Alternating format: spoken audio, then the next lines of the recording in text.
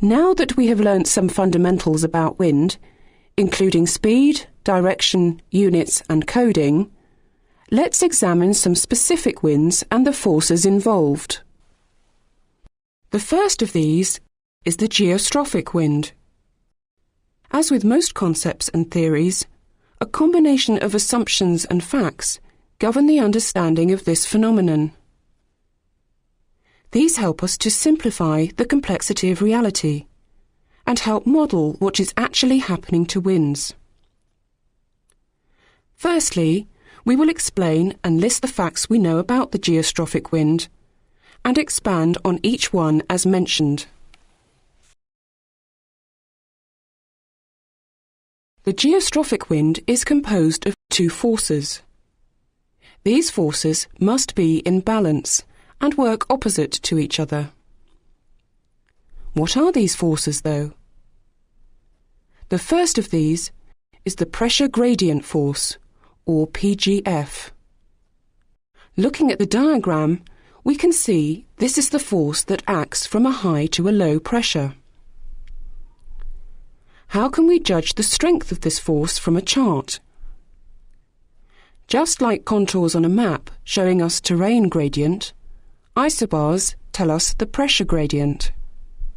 Closely spaced isobars tell us that the pressure gradient force is strong. This is common in low-pressure systems. Widely spaced isobars tell us that the pressure gradient force is weak. This is common in most high-pressure systems. But what is the significance of large or small pressure gradient forces? The pressure gradient force is what determines the strength of the wind.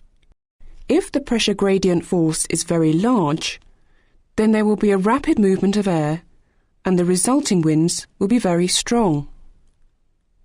However, if the pressure gradient force is very weak, then the air will move slowly, resulting in light winds.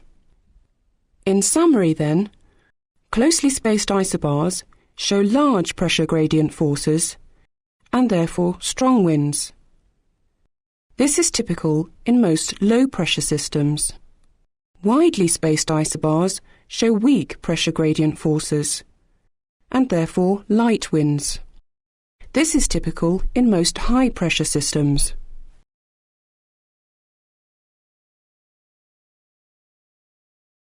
On most surface pressure charts, the correlation of isobar spacing, pressure gradient force, and wind speed is quantified for us by the use of a scale. This scale is called the geostrophic wind scale. An example is shown here. If we measure the isobar spacing and use the geostrophic wind scale relevant to that latitude, we can calculate a wind speed. Here we have measured the distance between isobars near a low pressure. Notice the close spacing and fast wind speed. On this second example, we have measured the distance between the isobars near a high pressure. Notice the wider spacing and resulting slower wind speed. That completes our coverage of one of the forces involved in the geostrophic wind. The other force, which acts opposite to and balances the pressure gradient force, is the Coriolis force. What is this force? It is rather complicated and in fact not really a force as such, but rather an apparent force. This apparent force is due to the rotation of the Earth. The best way to explain its nature is to go through a diagrammatic explanation. The image shown here is seen from an observer looking down on a North Pole. We are going to compare 2 points on the Earth. One of these is at the equator, shown here, and another at 60 degrees north, shown here. As the Earth goes through one rotation, these 2 points return to their original positions within the same time period. But if we compare the distance that these two have travelled, then we see a significant difference. The distance that the point on the equator travelled was 21,600 nautical miles, whereas the point at 60 degrees north only travelled half that distance. Yet they completed this in the same time. This has an important effect. It means that the point on the equator is travelling faster in space than the point at 60 degrees north. If air were to flow from one location to another, it would find the surface underneath it travelling at different speeds. The best way to demonstrate this is to use this example. If an observer was standing at 60 degrees north, and he attempted to throw a ball at an observer on the equator, the effect would be as shown here. Notice that the ball never reached the intended target. In fact, it has fallen to the right of the intended target. Wind will behave in exactly the same manner if it tries to flow from the 60 degrees north position towards the equator.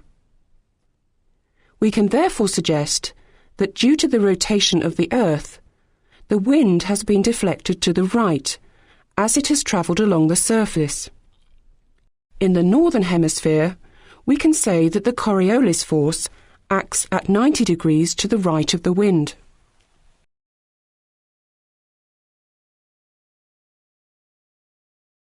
In the southern hemisphere, looking down on the South Pole, the effect is reversed. If you watch the animation, you will see the ball this time being deflected to the left of the intended target. So, in the southern hemisphere, we can say that the Coriolis force acts at 90 degrees to the left of the wind direction, causing it to be deflected to the left of its intended track. The difference in speed between two fixed points is greater nearer the poles than the equator. Looking at the diagram, we can see two locations near the equator. These 2 points will have only a small difference in speed, but the 2 points nearer the poles will have substantial speed differences. Therefore, the Coriolis force is said to be greatest at the poles and nil at the equator. However, the magnitudes of the Coriolis force within 15 degrees either side of the equator are so small we actually consider the force to be nil within this zone. But if you remember from earlier, we stated that the two forces of the geostrophic wind must be in balance, namely, the pressure gradient force and the Coriolis force. However, we have just learnt that within 15 degrees of either side of the equator, there is no Coriolis force. Therefore, there is an imbalance of the forces.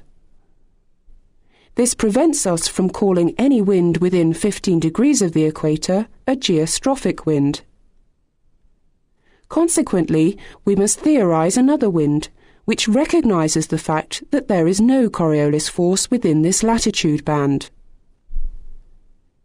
It is not necessary to go into its detail within this lesson.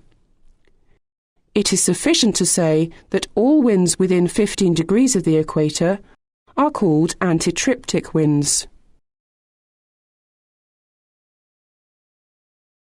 There is one more point to learn about the Coriolis force.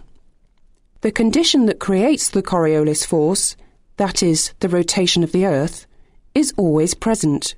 However, the effects of the force, that is, the deflection of the wind, depends upon the speed of the wind. A high wind speed results in greater observed deflection. If there is no wind, there is no observed deflection. As a result, we can say that the Coriolis force is proportional to the wind speed. This completes the explanation of the two forces involved in the geostrophic wind.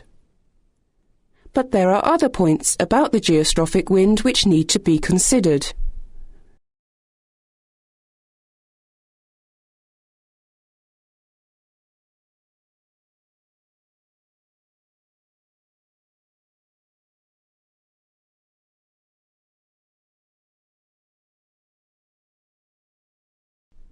The geostrophic wind is said to blow parallel to straight isobars, like the one shown here.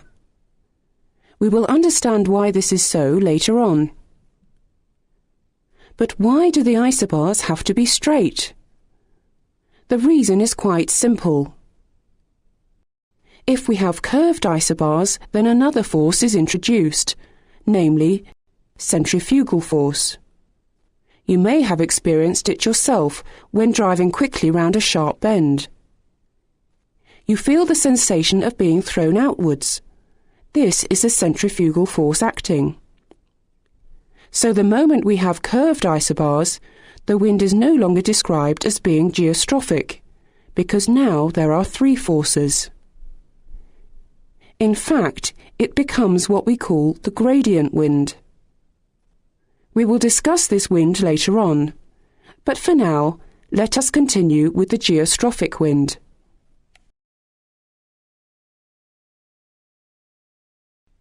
If we know the wind blows parallel to straight isobars, how do we know which way it blows along the isobars? In order to deduce this, we need to use Bayes-Ballott's law. He stated that with your back to the wind in the northern hemisphere, the low pressure will be on your left. Look at the diagram of a surface pressure chart and the values on the isobars.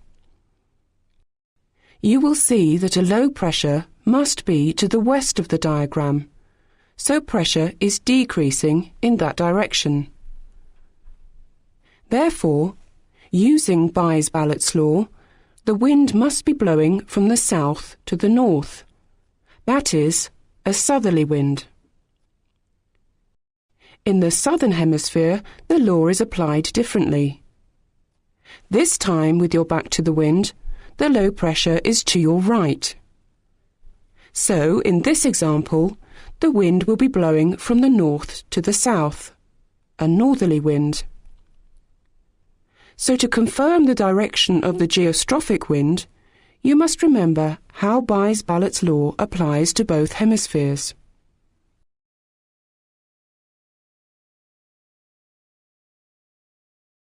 Having seen how to work out direction, let's now consider speed. In fact, we have already covered how to do this. If you remember, in order to calculate the speed, we took the spacing between isobars and used that spacing on the geostrophic wind scale to read off the speed. Remember to use the latitude on the geostrophic wind scale that corresponds to the latitude at which you took the isobar spacing.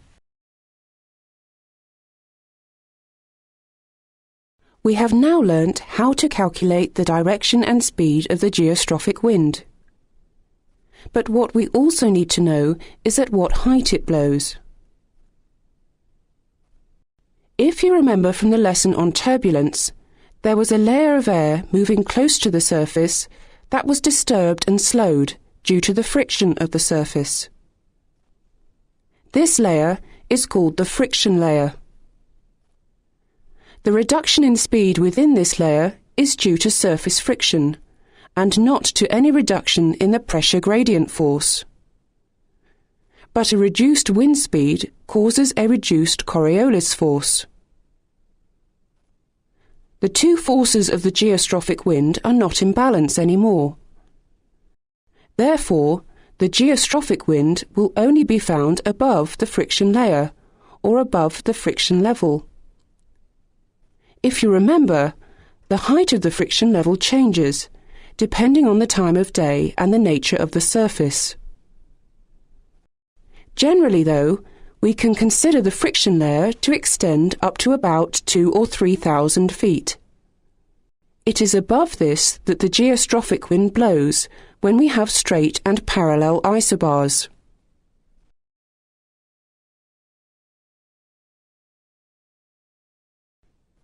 The last point to make about the geostrophic wind is its relation to latitude. Looking at the velocity wind formulae, we can see that a decrease in latitude, theta, causes the term sine theta to decrease, which increases the velocity of wind if all other factors remain constant. So even though we may have a constant pressure gradient force, and therefore a constant isobar spacing, the velocity of the wind will increase with a decrease in latitude. Note, though, that for the geostrophic wind, this will only be true down to latitudes of 15 degrees, because between this latitude and the equator there is no Coriolis force, and so geostrophic winds do not blow. Let's look at an example. Here we can see the geostrophic wind scale. At 70 degrees north, with this isobar spacing, the velocity is about 25 knots. However, the same isobar spacing at 40 degrees north gives a speed of about 40 knots. This demonstrates the principle very well. The reason for this is very complicated indeed, and is related to the scale of the Earth on maps. It is not necessary to understand the reasoning behind this particular point, but knowledge of its effect is vital.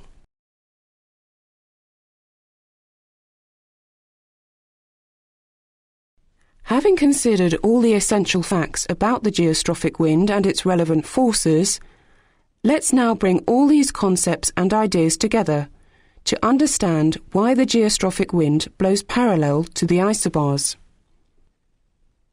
We will use an example of a high and low pressure suddenly being generated somewhere in the northern hemisphere.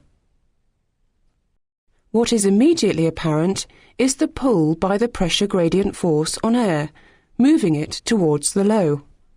However, as the air starts to move, the Coriolis force kicks in. Remember, this acts at 90 degrees to the wind direction. Notice, though, that initially the Coriolis force is not very strong, because the wind is only just starting to be accelerated. The resultant flow of air will look like this, indicated by the blue line. Notice it is small in size, because the speed is still quite small. However, the process is not yet complete. In order for the wind to be geostrophic, the forces must be balanced. Let's see what happens next.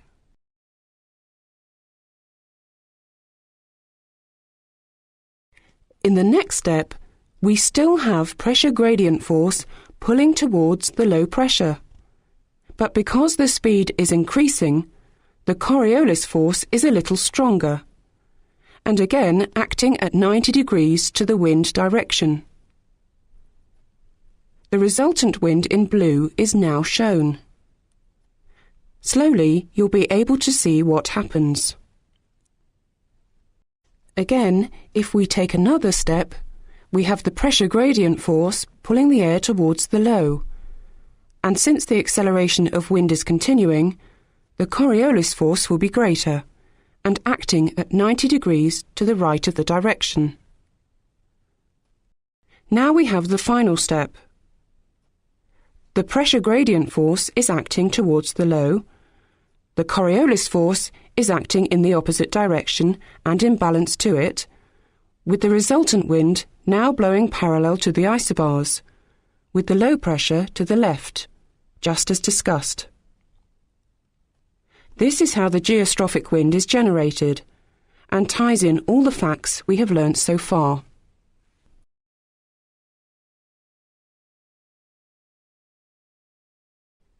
The concept of the geostrophic wind is very useful to us.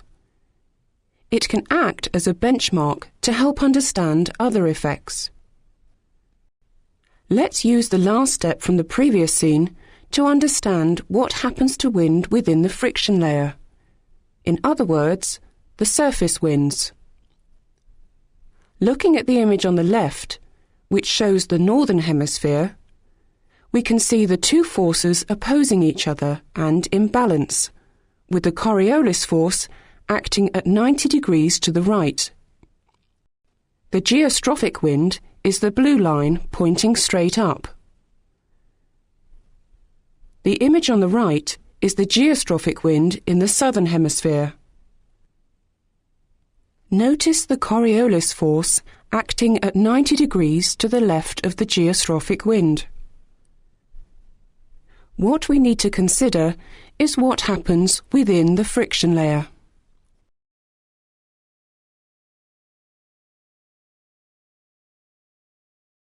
Firstly, we know that the speed of the wind is reduced due to friction. Since the Coriolis force is proportional to speed, then if the speed reduces, so will the Coriolis force. Notice now that the forces are not balanced. The pressure gradient is now the stronger force, and within the friction layer will cause the wind to be deflected as shown. Replay this scene using the backward and forward buttons, but this time looking at the image on the right, which is for the southern hemisphere.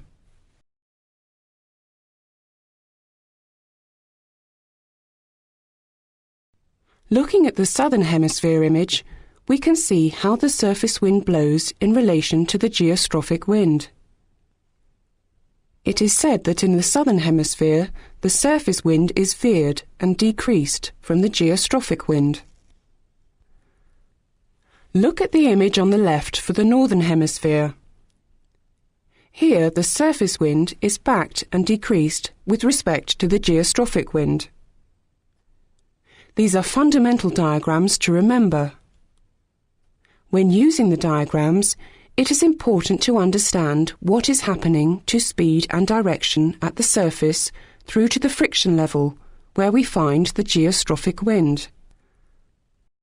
As we climb from the surface in the northern hemisphere, the wind increases in strength and veers.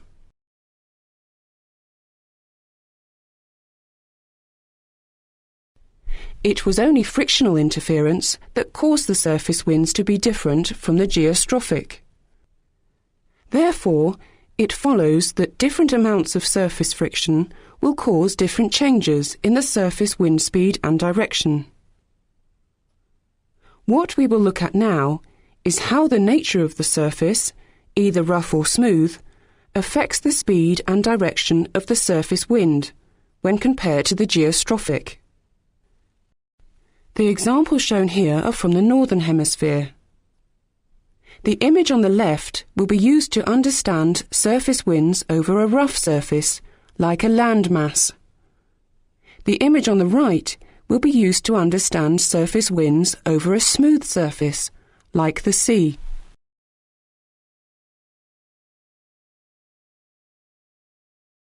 Let's concentrate on the image on the left.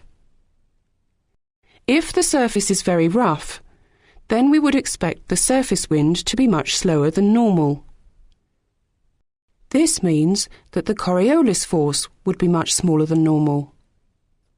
Remember, the Coriolis force is proportional to wind speed. As a result of the large imbalance of forces, the surface wind will be massively deflected from the geostrophic wind. In fact, this deflection can be quantified. The angular deflection is approximately 30 degrees, and the surface speed approximately 50% that of the geostrophic wind speed.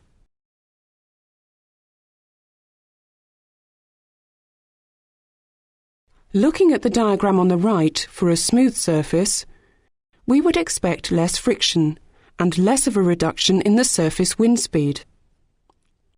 So the Coriolis force will be reduced, but not as much as we saw for a rough surface like the land. The difference between the forces is not as much, and therefore the angular deflection much less. The surface wind is a lot closer to geostrophic than over the land.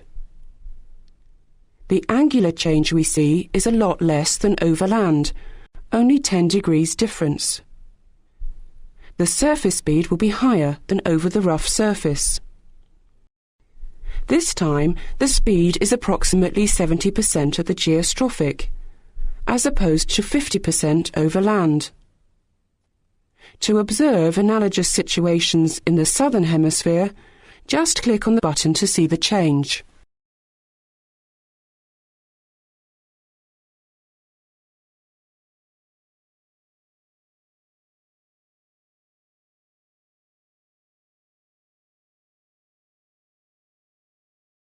There is one more major variation in surface wind that we need to consider. This is the change from day to night.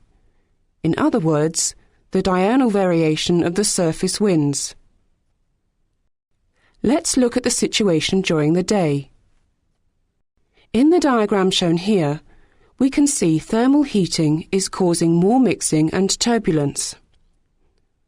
Notice that the mixing is causing the faster winds to interact with the slower surface wind.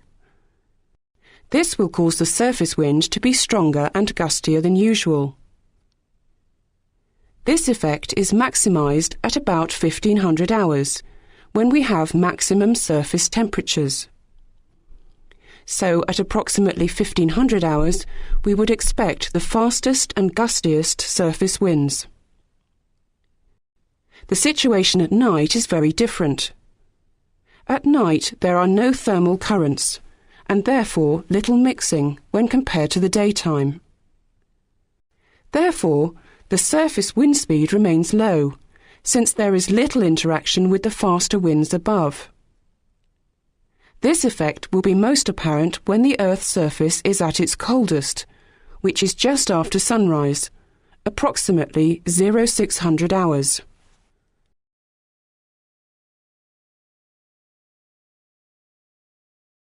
Let's now use what we have just learnt and see how the direction and speed of the surface wind will change diurnally. The example shown is for the northern hemisphere. Again, like before, we will use the geostrophic wind and its forces to understand what is happening. At approximately 1500 hours, we said the surface wind speed will be at its highest. Therefore, the Coriolis force will only be slightly reduced compared to the geostrophic wind. But at 0600 hours, the surface wind is at its slowest, and the reduction in the Coriolis force is much greater. Therefore, the surface wind will be deflected by a greater amount from the geostrophic. The surface winds will simply move between these two extremes depending on the time of day. From 0600 onwards, the surface wind will increase in strength and move towards the 1500 position. But after 1500 hours, the wind will slowly return and move towards the 0600 position. The southern hemisphere images can be seen if you click on the button.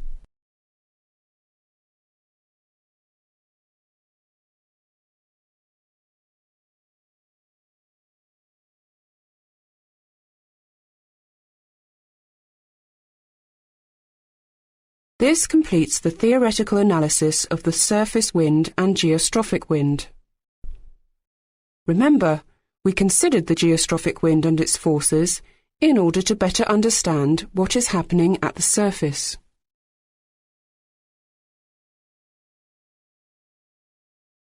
If we now take a surface pressure chart like the one shown here, we can see some parallel isobars and therefore find a geostrophic wind.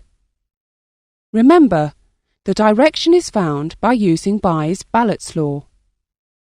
If this is a northern hemisphere map, the geostrophic wind will be blowing from the west at about 285 degrees. The speed can be found from the geostrophic wind scale. In this example, it is 20 knots. What will the surface wind be doing though?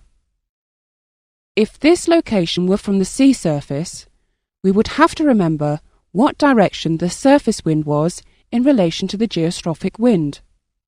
In the northern hemisphere, the surface wind was like this compared to the geostrophic. If you remember, the angular difference was 10 degrees over the sea. Therefore, the surface wind is approximately 275 degrees and the speed is about 70% of the geostrophic, therefore approximately 14 knots. It is important to note that surface winds, and in fact any wind within the friction layer, blow slightly across the isobars towards low pressures, just as we have seen in our example.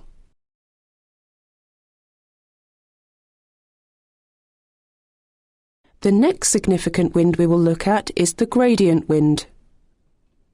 This wind is identical in almost every manner to the geostrophic, except that it blows along curved isobars as opposed to straight isobars. You will remember that this curved flow created an additional force, namely the centrifugal force. So for a gradient wind, we can say that there are principally three forces: pressure gradient force, Coriolis force, and centrifugal force. So how will the additional force interact with this wind? Looking at a high pressure in the northern hemisphere, we can see a Coriolis force and a pressure gradient force acting on the wind. If we now place this picture on the circular isobar around the high, we will need to add the additional centrifugal force. Notice the outward acting centrifugal force is helping the pressure gradient force. This will increase the wind speed. Therefore, as a result of the additional force, the gradient wind around a high is faster than the geostrophic, even though the isobar spacing of the two winds is the same. The gradient wind is a truer indication of what the wind is actually doing. So around a centre of a high pressure, just remember that the gradient wind is slightly faster than the geostrophic wind.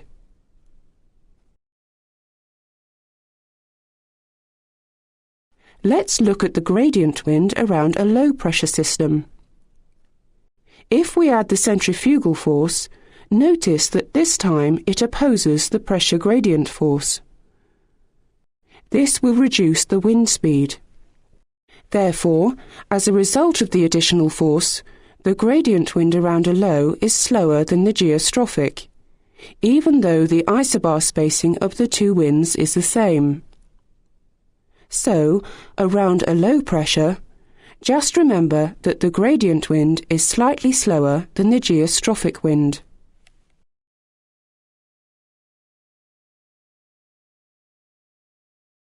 Comparing the two systems, we can see that they both have exactly the same spaced isobars. But because of the additional forces, the wind around the low system will be a little slower than around a high.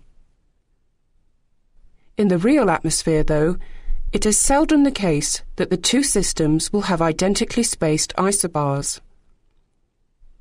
As we know, low pressures do tend to have more closely spaced isobars than high pressures, and therefore they have stronger winds. But if they had identically spaced isobars at the same latitude, then the high pressure would have a higher gradient wind speed.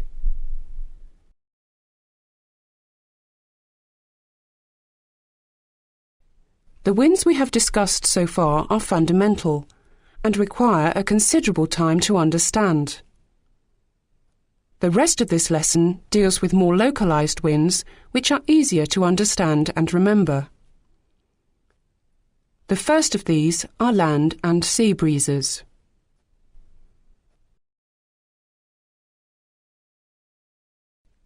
Land and sea breezes are local winds that can be found along coastlines, particularly in the tropics. They can only be observed when the general wind conditions are slack, and there are no major pressure systems dominating the coastal regions.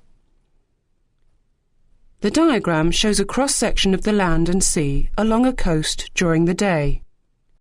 The land will heat up faster than the sea, and will therefore be warmer. As a result, there will be warmer, less dense air above the land surface than above the surface of the sea.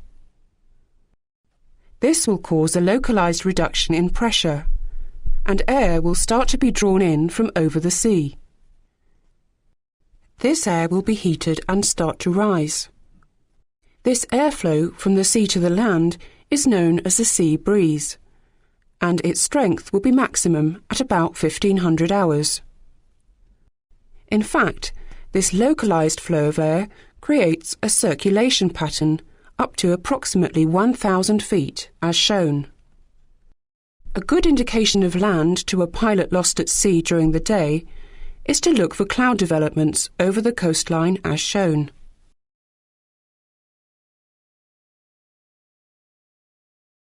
Let's look at what will happen at night. The diagram shows a cross-section of the land and sea along a coast during the night. The land will cool down faster than the sea and will therefore be much cooler. As a result, there will be warmer, less dense air above the sea surface than above the land.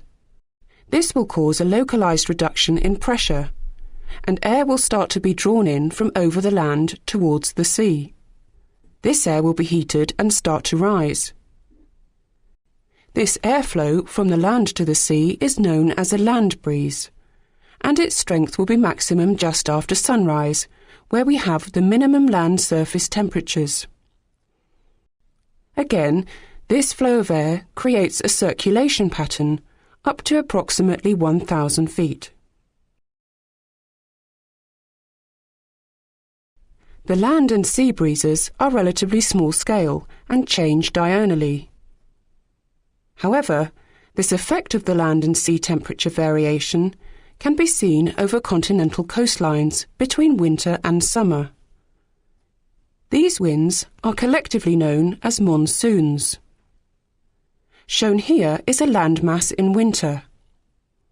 As a result of the cooling that will take place, a cold anticyclone will develop and air will move from the land towards the sea. This type of monsoon is relatively cool and dry, since the air has come from a cold continent. Little weather will be observed with this type of monsoon. However, in summer, the landmass will heat up and a low pressure will develop, drawing very moist air from the sea to the land. This air will be forced to rise and cool adiabatically. This will create huge cloud development with large intense thunderstorm activity across the entire coastline region. This type of monsoon is very significant and needs to be monitored carefully for potential hazards to aircraft. These monsoons will be discussed in more detail in the area climatology lesson.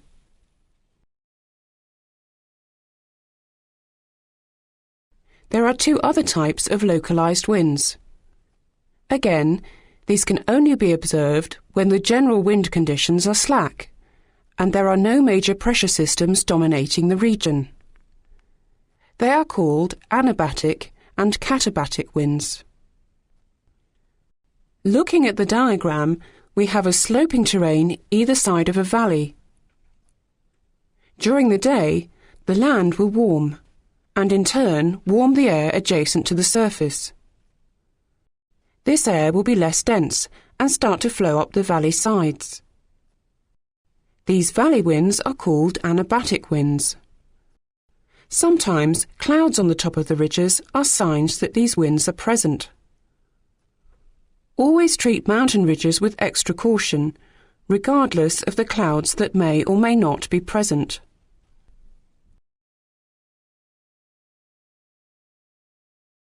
During the night, we can see the reverse effect.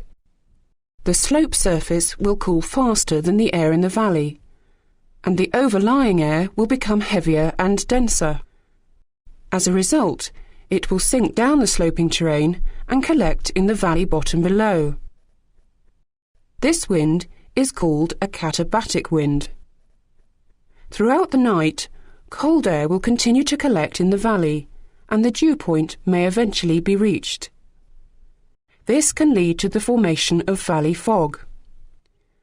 Good examples of katabatically induced winds are the Mistral, which blows into the Mediterranean, and the Bora, which blows down the Carpathian mountain range into the Adriatic Sea. The last wind that needs discussion is the föhn wind. This wind is caused when stable air flows over a mountain and descends down the other side. As air is forced over a mountain, it will cool at the dry adiabatic lapse rate of 3 degrees per 1,000 feet until it forms cloud. From then on, if forced descent continues, it cools at the SALR. There may be precipitation produced on the windward slope, which reduces the water content of the air mass. However, because the air is stable, it will flow back down the leeward side of the mountain, and because it is descending, it will warm adiabatically. At first it warms at the SALR until the cloud disperses, and then at the DALR as it descends further. Because there has been a loss of water vapour from the air, the base is higher on the leeward side than the windward side. Therefore, the descending air will begin warming at the DALR at a higher level. This means that when the air reaches the valley floor again, it has gone through a warming process due to the loss of precipitation over the mountain. A good example is found on the southern slopes of the Alps, as air flows into the Mediterranean during the winter months. We find these winds elsewhere, for example in the Rockies. There they are called the Chinooks.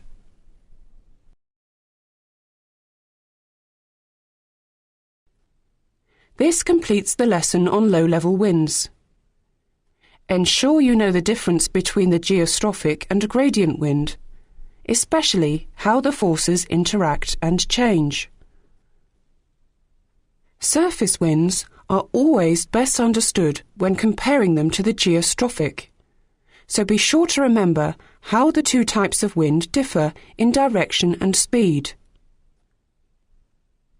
Whenever you examine a pressure chart to find the winds to help in flight planning, do not forget to also bear in mind the local effects of hills, valleys and sloping terrain. These may significantly alter the wind from what is suggested by the surface pressure chart.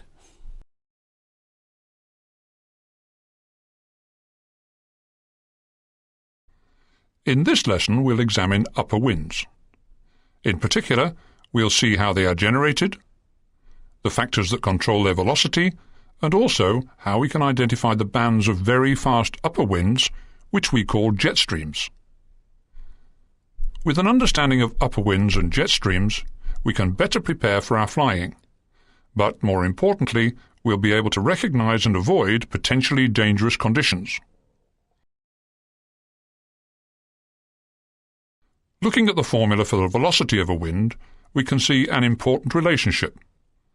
The main variable relating to upper flow, as opposed to surface flow, is the density of the air. In the upper atmosphere, the density is significantly reduced. From the formula, it's plain to see that a decreasing density will cause an increase in speed. Therefore, the higher we go in the atmosphere, the lower the density, and the greater the speed of the wind. This is generally true up to the tropopause level. As a result, we should expect to find our fastest winds just beneath the tropopause.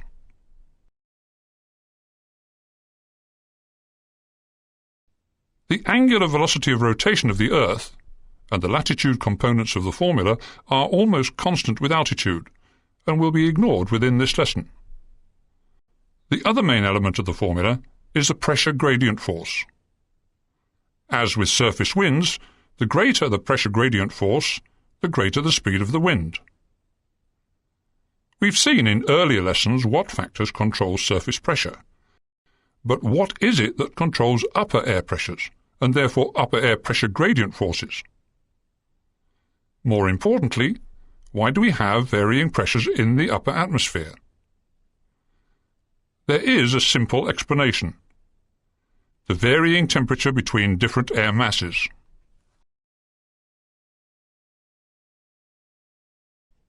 We saw how varying temperatures influenced upper air pressure in the lesson on pressure.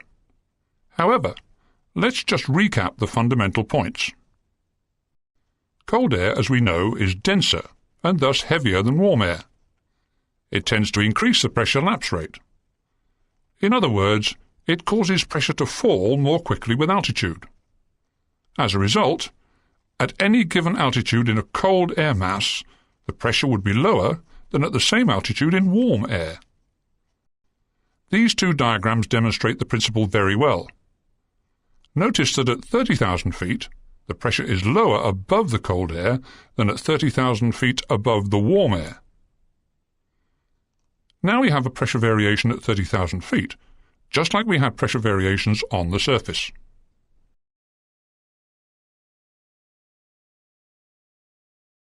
It's now clear that cold air and warm air cause variations in upper air pressure. Above cold air there should be low pressure, and above warm air there should be high pressure. To understand upper winds and upper air pressure, all we have to do is find warm and cold air. This is best done using contour charts. These charts are quite complicated, but let's just consider their essential elements. The contour chart is simply a plot of the heights of a pressure surface, or pressure level, above a particular point. In the diagram, we can see varying heights of the 300 hectopascal pressure level. A contour chart will simply plot the height at which this pressure is found. You can see that in cold air, the 300 hectopascal pressure surface is found lower than it would be in warm air.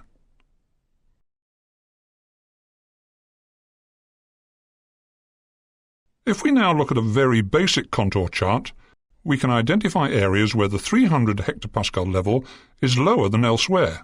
This would suggest cold air. Conversely, there is an area where the 300 hectopascal pressure level is found much higher than elsewhere, shown here. This is indicative of warm air. Now we know where warm and cold air is located, we can infer what the upper air pressure would be.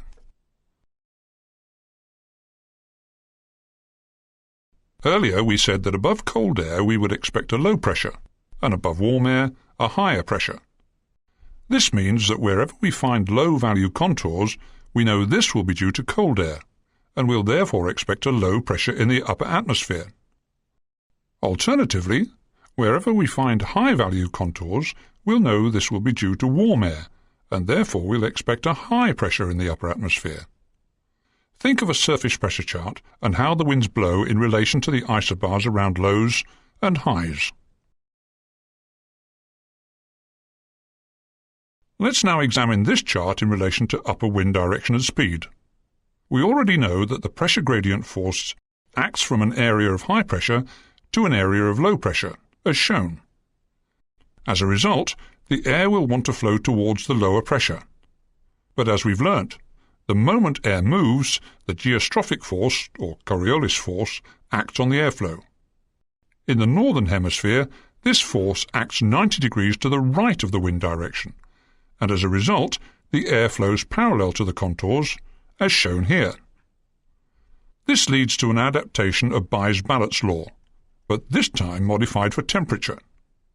With your back to the upper wind in the northern hemisphere, the cold air is to your left.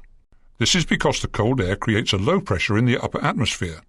In the southern hemisphere, remember, the Coriolis force acts 90 degrees to the left of the wind direction. As a result, with your back to the upper wind, the cold air is on your right. Using these very basic laws will help you to determine the direction of any upper winds.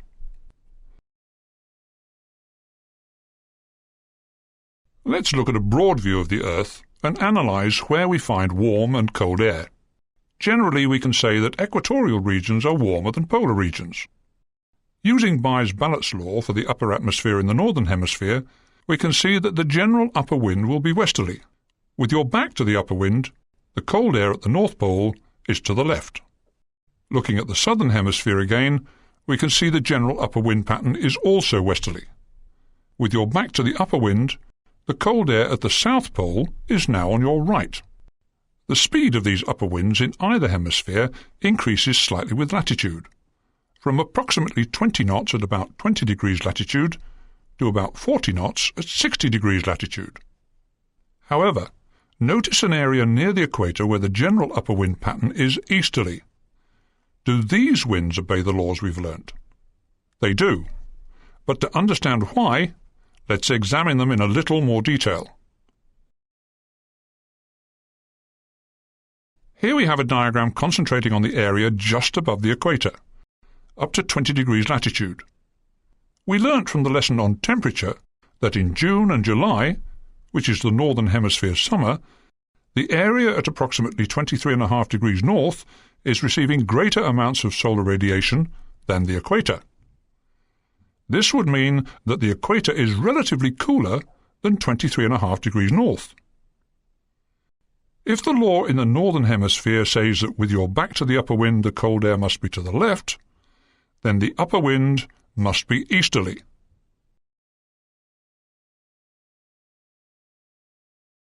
Let's look at the same zone, but in the Southern Hemisphere. In December through January, the Southern Hemisphere summer, the area at approximately 23.5 degrees south is receiving greater amounts of solar radiation than the equator.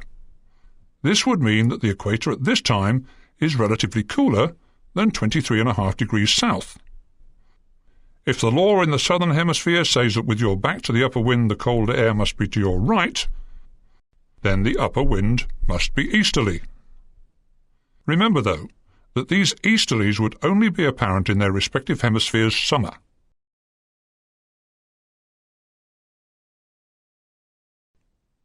However, in the upper atmosphere we can find very narrow, fast-moving currents of air.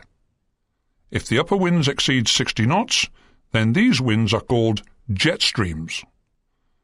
What causes these winds to be faster than normal? Remember that it was temperature variation that caused upper air pressure variation. Therefore, in order to create a strong upper wind, we would need a very strong temperature gradient to exist. In fact, if we look around the Earth and locate areas where cold air and warm air lie adjacent to each other, then we'll most probably find jet streams. Shown here is a typical jet stream, highlighting its approximate dimensions.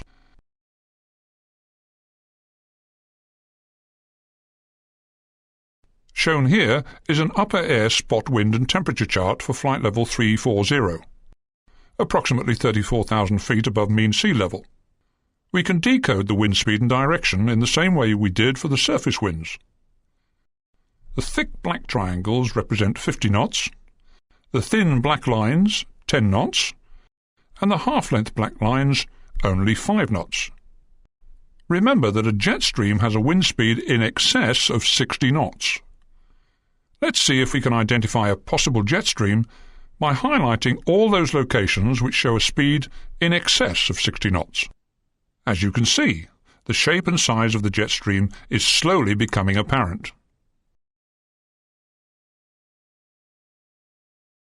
The number next to each location is the temperature of the air in negative values.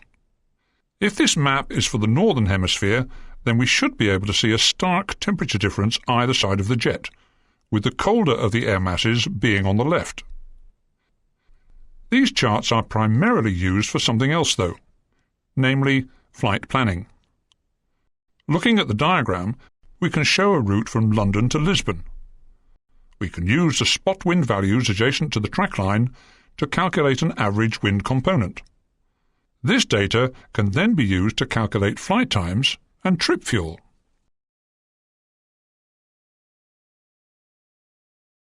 If we look at a jet stream in cross-section, we can see the thin black lines. These are isotachs, which join lines of equal speed. Notice that the core is identified by the highest isotach values. If we look at the core, notice that it's found just beneath the tropopause and in the warmer of the air masses. The point at which the isotachs are closest together marks the greatest change in speed. Therefore, the potential location of clear air turbulence, or CAT. The side of the jet where the isotachs are closest is the side facing the cold air. This is where the temperature gradient, and therefore the pressure gradient, is the greatest. The locations of these CAT areas are important since they can represent a significant hazard to aviation. As a result, these jet streams and their associated CAT will be forecast, and shown on weather briefing charts. The decoding and understanding of these charts is explained in the flight briefing section of this CD-ROM. Let's now list the different jet streams we find across the Earth and explain their formation.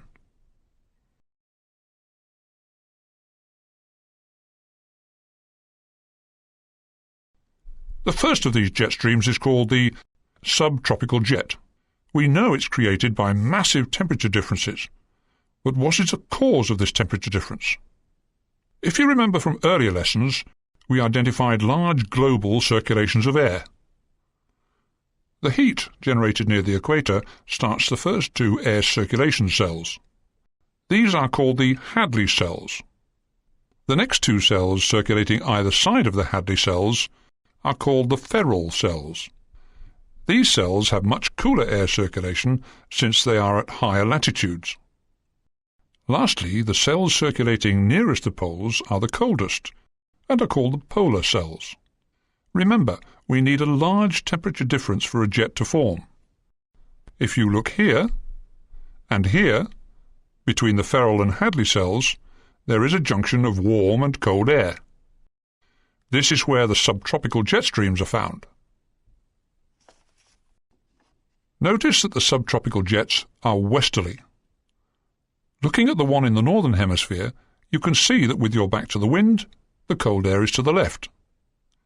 However, in the southern hemisphere, the cold air is to your right. Always use these laws to help confirm upper wind directions.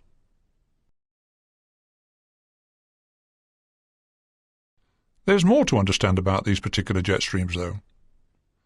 On average, these jets are found between 20 and 40 degrees latitude. However, they move north and south with the seasons. If we consider the picture to be for March, let's look at the diagram to see what happens going into July. Notice that it's summer in the northern hemisphere and winter in the southern hemisphere. The jet stream in the northern hemisphere has moved north to approximately 40 degrees, whereas the jet stream in the southern hemisphere has moved to approximately 20 degrees. Let's now look at the change in December. This time it's summer in the southern hemisphere and winter in the northern hemisphere. The southern hemisphere jet has moved to 40 degrees, and the northern hemisphere jet has moved to 20 degrees. In summary, then, these jets move to lower latitudes in winter and higher latitudes in summer. They are permanent features across the Earth and are almost always westerly in direction.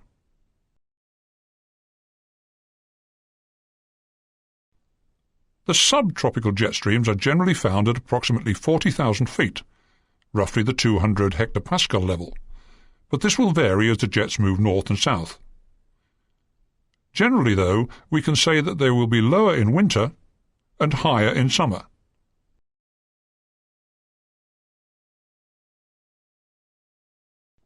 Let's now examine the strength or the wind speed of these jets.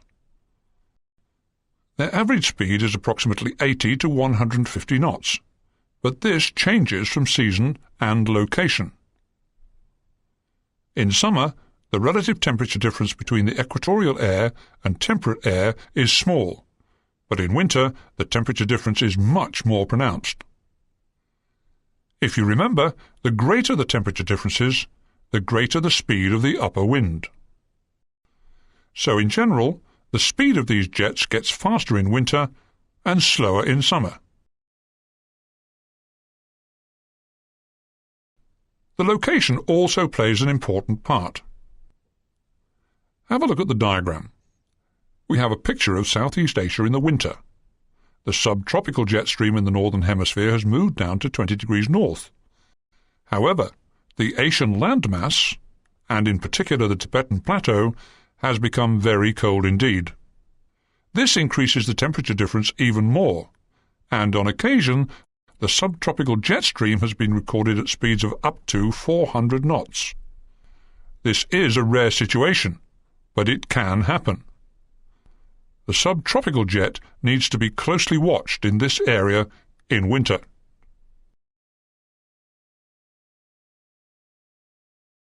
The next temperature variation we can see on this global picture of air circulation is between the feral and polar cells, here and here.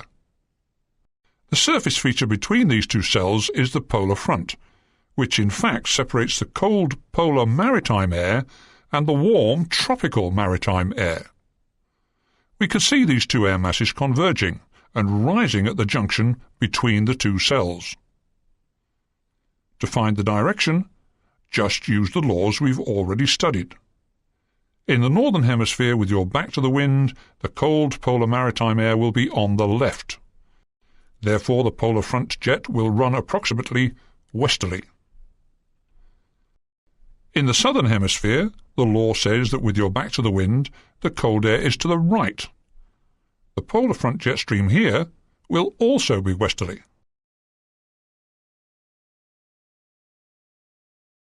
The diagram can look confusing, since we stated all jet streams are usually located in the warmer of the respective air masses. But it looks like the polar front jet stream is in fact in the polar maritime air. Remember, though, that the polar front boundary that you see is only the surface position, and the jet has been superimposed onto this surface position. If we were to take a cross-section of the polar front from here to there, you'll notice that the jet is in the warm tropical maritime air.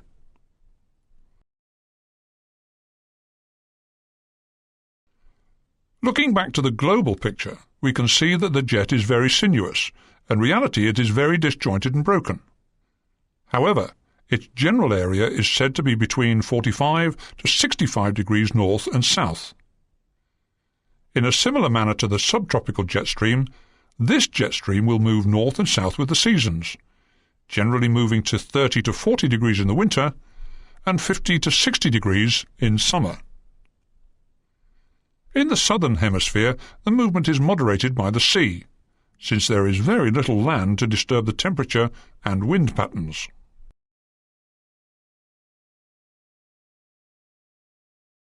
Since this jet stream is found at higher latitude, we'd expect it to be at a slightly lower altitude than the subtropical jet stream. In fact, it's commonly found at about 30,000 feet, roughly the 300 hectopascal level. This level changes as the jets move north and south. Again, in winter, expect them to be at a slightly lower altitude than in summer.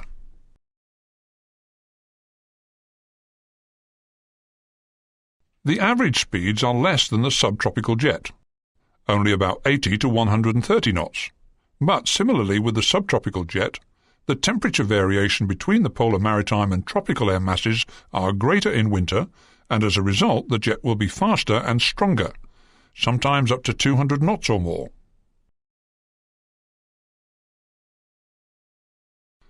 Another jet stream which can sometimes be observed is found whenever there are outbreaks of very cold Arctic air. The diagram here is concentrating on the northern hemisphere where this phenomenon occurs. Here you see a polar front depression, but, more importantly, a back-bent occlusion. Looking along the line of the occlusion, you can see the isobars running from the Arctic towards the occlusion. The airflow will more or less follow this path towards the occlusion. This air is very cold, and it meets the relatively warmer polar maritime air at the point of the occlusion. This can be referred to as an Arctic front.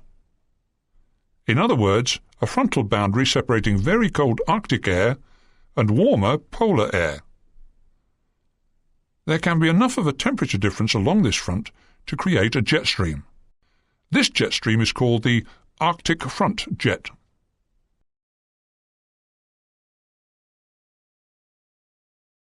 It's only really found in the northern hemisphere, and usually only during the winter months. The axis of the front is roughly from Iceland through to northern Norway, and as such, the jet stream is located at approximately 60 degrees north. The Arctic front itself only reaches up to 10,000 feet, suggesting that the jet stream is only found just above this level, perhaps between 10,000 and 20,000 feet. The last of the jet streams to consider is called the tropical easterly jet. It may sometimes be called the equatorial easterly jet, but this term can be misleading. The diagram here shows southern Asia in the summer period. Notice the ITCZ to the north of the equator, confirming the northern hemisphere summer period. Of interest is the Tibetan Plateau, shown here. It's a flat area at approximately 8,000 feet, and is warmed significantly during the summer months. This creates a strong thermal effect. The land mass will be much warmer than the relatively cooler seas nearer the equator. This temperature difference is enough to generate a jet stream. But how will it flow? If you remember, the law stated that with your back to the wind in the northern hemisphere, the cold air is to the left. This means that the tropical easterly jet stream must be in an easterly direction between the cooler equatorial seas on the left and the warm Tibetan Plateau on the right.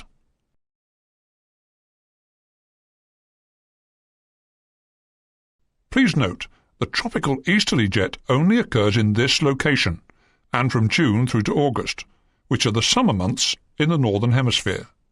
On average, it's found between 5 and 20 degrees north only.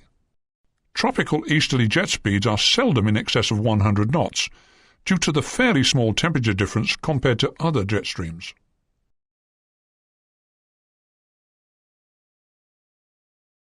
Since the tropical easterly jet stream is so close to the equator, it's one of the highest tropospheric jets, approximately 40,000 to 45,000 feet, or roughly the 100 to 200 hectopascal levels.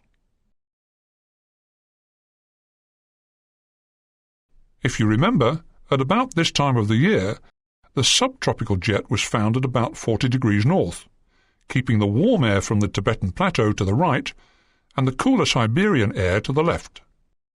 However, during winter, this jet will move south and replace the tropical easterly jet. Over India, it's usual to find a complete reversal of the upper wind pattern from season to season.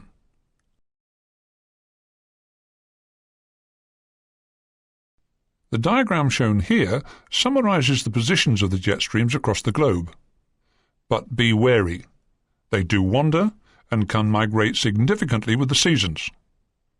Remember the rules about where clear air turbulence is found around jet streams. In the northern hemisphere, with your back to the jet stream, the cat is found facing the cold air. In other words, on your left. In the southern hemisphere, with your back to the wind, the cat is again found facing the cold air, but this time to your right.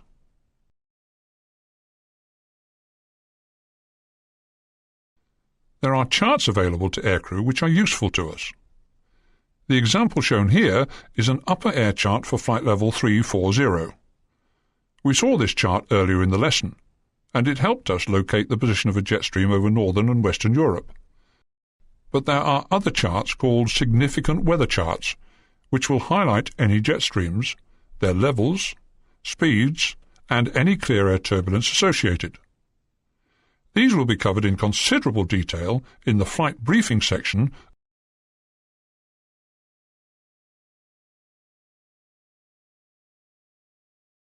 Throughout this lesson, we are going to look at clouds, their formation and characteristics, and how they relate to aviation.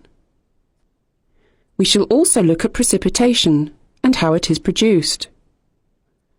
This lesson links strongly with the principles of stability, which we discussed earlier in this course.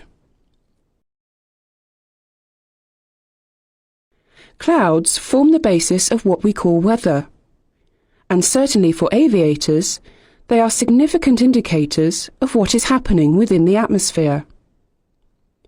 So it is important to recognise the signs that are in the sky. But how are they formed in the first place?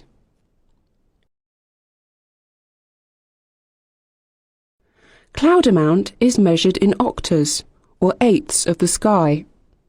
Imagine the whole sky is divided into 8.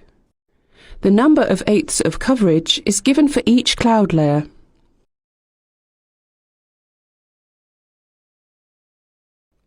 Cloud is formed by the vertical movement of air. As it rises, it cools adiabatically. If enough cooling takes place, Saturation is reached, and the water vapour condenses out into cloud droplets. The most simple form, as we see here, is a cumulus cloud appearing from a parcel of air which has been forced to rise. This is called convection, and is usually a result of surface heating. There are, however, several reasons why air will rise, which leads to varying types of cloud with different characteristics.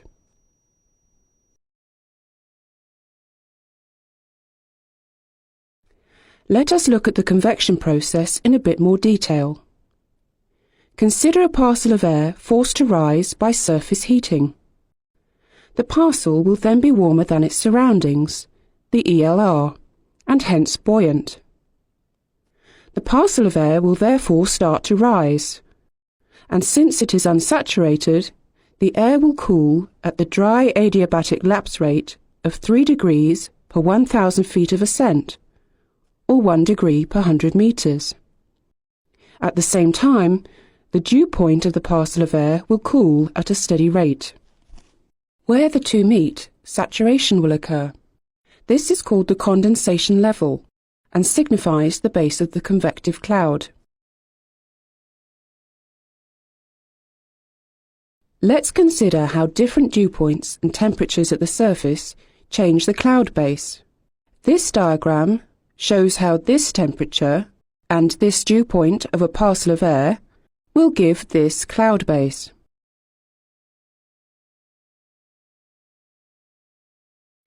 If, during a summer's day, the temperature continues to rise to this point,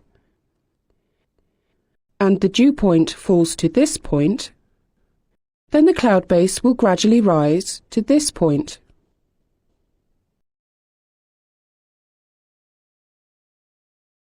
Notice how the separation between the surface temperature and dew point has grown bigger.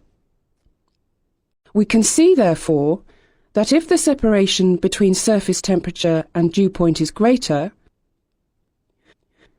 then the convective cloud base will be higher. An approximate way of calculating the cloud base in feet is to subtract the dew point temperature from the dry bulb temperature and multiply the answer by 400. This rule of thumb will give the cloud base in feet. So, if the dew point is plus 5 degrees and the dry bulb temperature is plus 12 degrees, then 12 minus 5 equals 7. Multiplying this by 400 gives a convective cloud base of 2,800 feet above ground level. Cloud base is defined as the lowest zone in which the type of obscuration perceptibly changes from that corresponding to clear air haze to that corresponding to water droplets or ice crystals. The cloud base is the height of the cloud above ground level.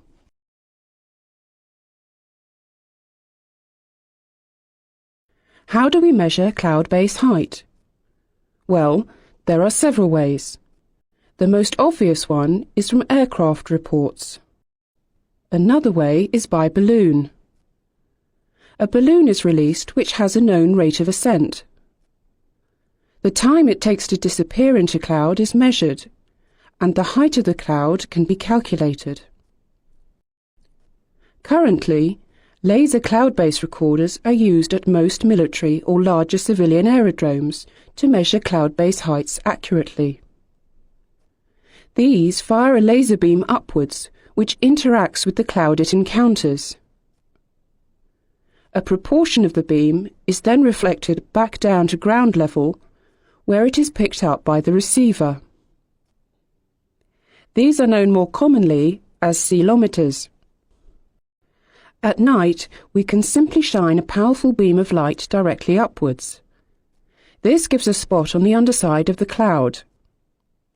Applying trigonometry and using an instrument called an alidade, the angle of the spot is measured and the cloud base is calculated.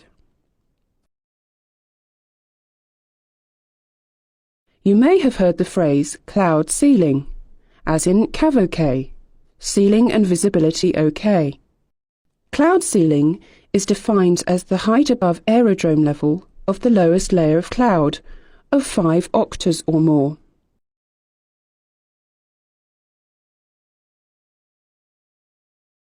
So, we have looked at convective cloud bases and ceiling. What about cloud tops? The top of the cloud is a fairly simple concept in that it represents the transition into clear again, noted by a sharp reduction in the relative humidity. On a convective day, when we have cumulus clouds, as we see here, the bases of the individual clouds are usually at a fairly constant level, whereas the tops are at a multitude of heights above ground level.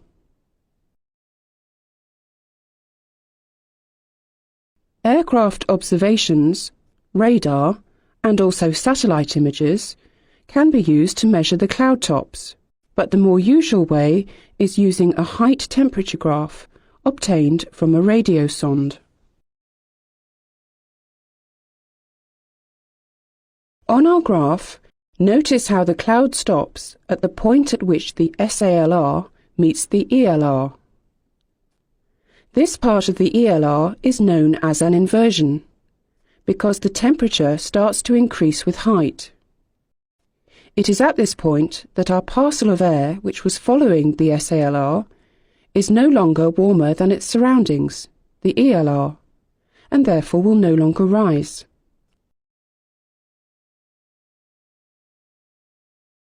So far, we have been considering convective cloud, where a parcel of air is either buoyant or stable in the atmosphere, and so will either rise or remain stationary, depending on its temperature and humidity. But what about layered cloud, like this?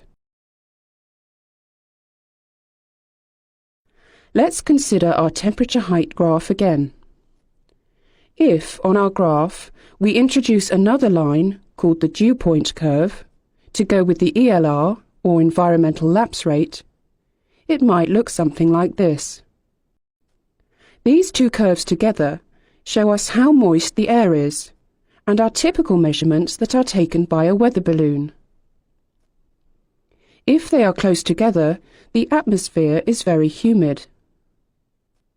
When the temperature of the rising air is the same as the dew point, we have saturation, and cloud will form if cooling continues. The graph can tell us this, and shows where layers of cloud could be found.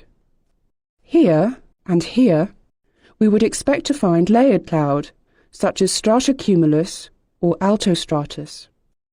Whereas here, the ELR and dew point curves are well separated, so we expect clear, unsaturated air, and hence cloudless conditions.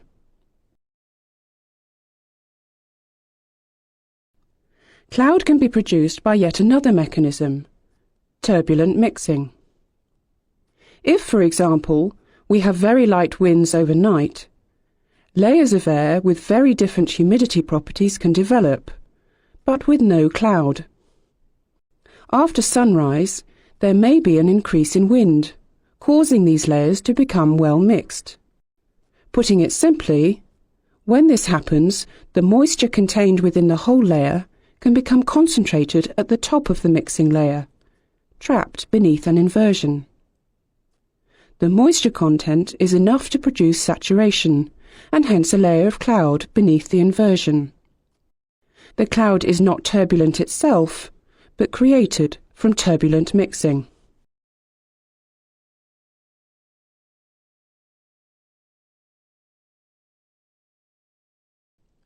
If you remember from earlier, we said cloud is created from air that is being lifted, cooling adiabatically to dew point. Let us now consider the various mechanisms for lifting air to higher levels. We have discussed parcels of air being warmer, and hence less dense than their surrounds, rising up until perhaps they meet a temperature inversion. But what will be the trigger for these parcels of air to rise in the first place? The first mechanism is one we have already touched on, that of the Earth's surface heating a parcel of air. Consider this temperature height graph. As the sun heats the Earth, it warms the air in contact with it by conduction, and so the air temperature rises. But remember, this does not happen uniformly. Areas with low albedo will warm up quicker than the surroundings. Therefore, the air in contact with these areas will be warmer than the surroundings. At 0700, we find a temperature of around +7 degrees Celsius. Notice that the air is warmer than the environment and will rise, cooling at the DALR. But as it rises, it eventually cools to the same temperature as the environment, the ELR.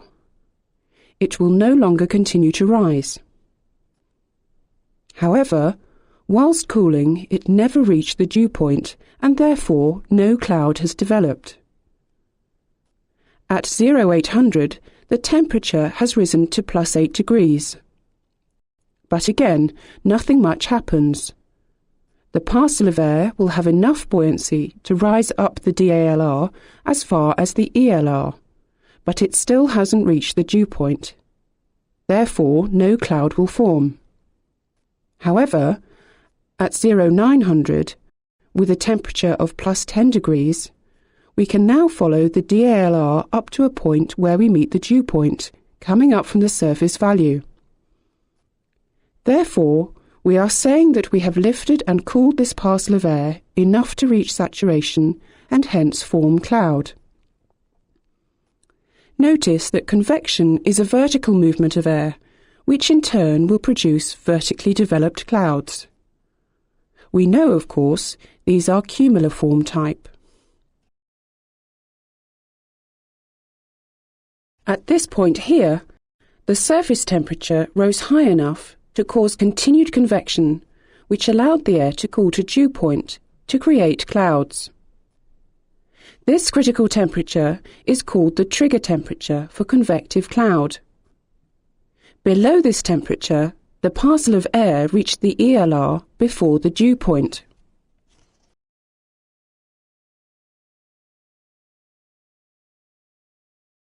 Let us consider another scenario and think about the whole depth of cloud. With a temperature of +11 at 0900,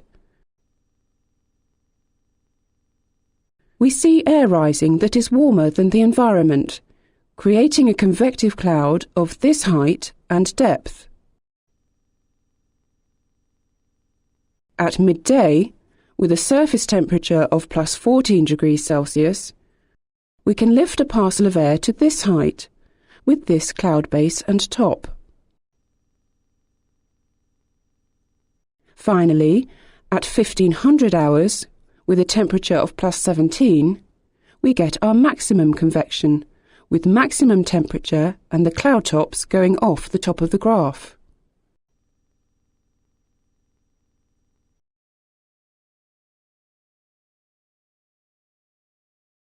This is a reflection of what happens on many convective type days. At 0900, small cumulus clouds develop after a little surface heating.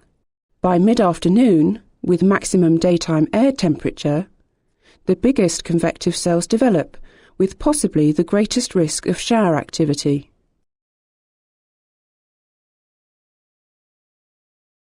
There are other ways of lifting air within the atmosphere.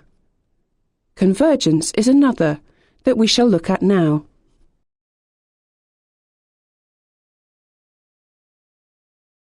Convergence in the atmosphere means air is accumulating in a particular area, with an associated depletion elsewhere. Here we see a peninsula on a summer's day, with sea breezes blowing in across all coasts.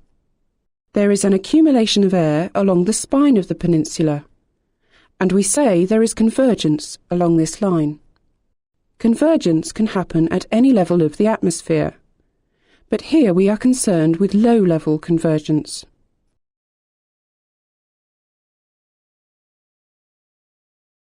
So what will happen as a result of this convergence? The convergence at low levels forces the air to rise, and we know what happens when air is forced to rise. It cools adiabatically, and eventually cloud will form as the water vapour condenses out. In some cases, the uplift due to convergence is strong enough to produce precipitation in the form of showers or even give thunderstorms. Look at this satellite image of the southwest of England. It shows a line of convective cloud which has formed partly as a result of sea breeze convergence. We have looked at a relatively small-scale example, but we can see convergence on a larger synoptic scale.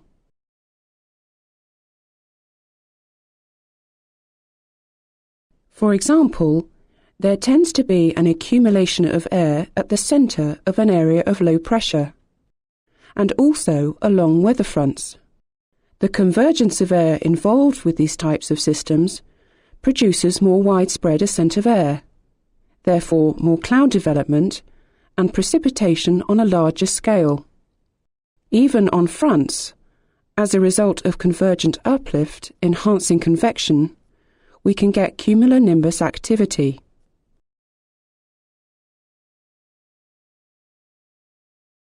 Let us now consider uplift of air along a frontal zone a little more deeply. When air masses of different properties interact, the warmer, less dense air will be forced to rise, and frontal uplift can occur along the boundary.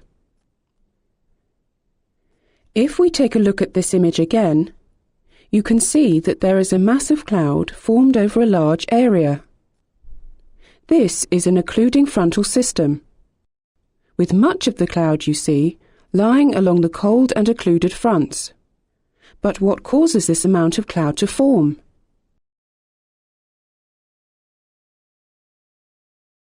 We take a good look at the structure of fronts later on, but for now, look at a cross-section through a warm and a cold front. Notice how air is encouraged to rise up the frontal surfaces, due largely to the fact that warm air is less dense than cold air and has a tendency to ride over the top of colder air.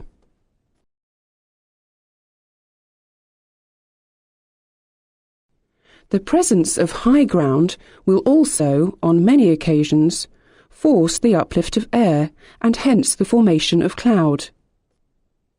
There are three main scenarios we shall look at. Firstly, in stable conditions, we get a lot of layered cloud forming over the high ground. Notice the lower cloud base on the upwind side of the high ground compared to the downwind side, where the moisture content is less. There may also be enhanced precipitation on the windward slopes. Another phenomenon can occur, which we saw in the lesson on turbulence. In stable conditions, but with a slightly drier atmosphere, we can often see a classic formation of cloud, called lenticularis. Here are examples of how they look. This type of cloud has a recognizable lens formation and is indicative of mountain wave activity, and hence a signpost of a moderate or severe turbulence hazard in the area.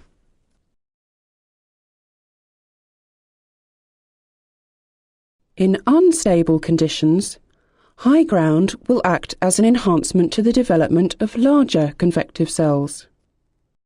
Here we see a cumulonimbus cloud forming over hills. This is reasonably common, with areas of high ground seeing higher precipitation totals and a higher risk of thunderstorm activity in certain situations. Sometimes these convective cells can be embedded in layered cloud, also produced by the forced uplift over high ground, causing a huge hazard for aviation.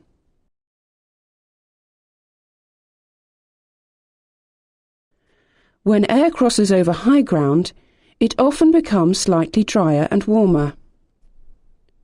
Over the high ground, rain or snow is often produced, falling to the ground. This effectively removes moisture from the air and lowers the dew point. Another reason for the drying and warming is the entrainment of drier air from higher up in the atmosphere as our low-level air squeezes over the high ground. This gives a lower average humidity on the leeward side of the hills as the air descends. In Europe, this process is called the Föhn effect and results in higher cloud bases and a significant drying out of the air to the lee side of mountains. There is one important point to note about orographic cloud. The icing and turbulence risk over hills is greatly enhanced. The reason is relatively simple. The atmosphere is given greater vertical support, and as a result, more water droplets can be within the cloud. Generally speaking, the risk of icing is particularly great for the following cloud types: nimbostratus, cumulonimbus, and cumulus clouds.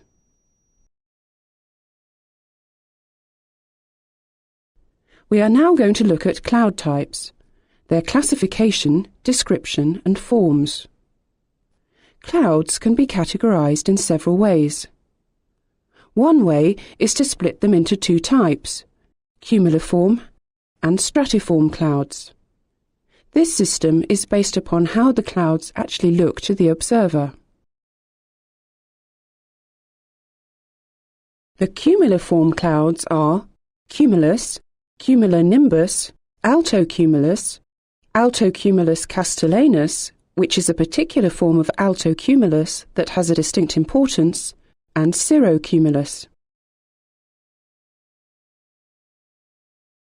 The stratiform clouds are stratus, stratocumulus, nimbostratus, altostratus, cirrostratus, and cirrus.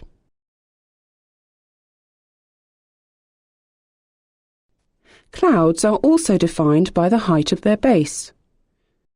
So we have low-level clouds, stratus, stratocumulus, nimbostratus, cumulus, and cumulonimbus. Medium-level clouds are always denoted by the prefix alto.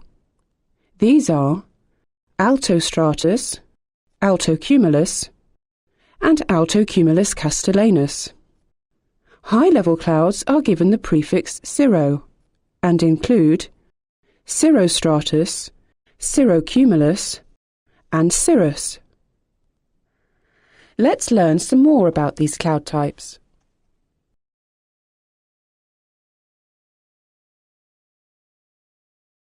Here is a summary of the clouds classified according to their height above ground level. Examine this chart for a moment before continuing on to the next section.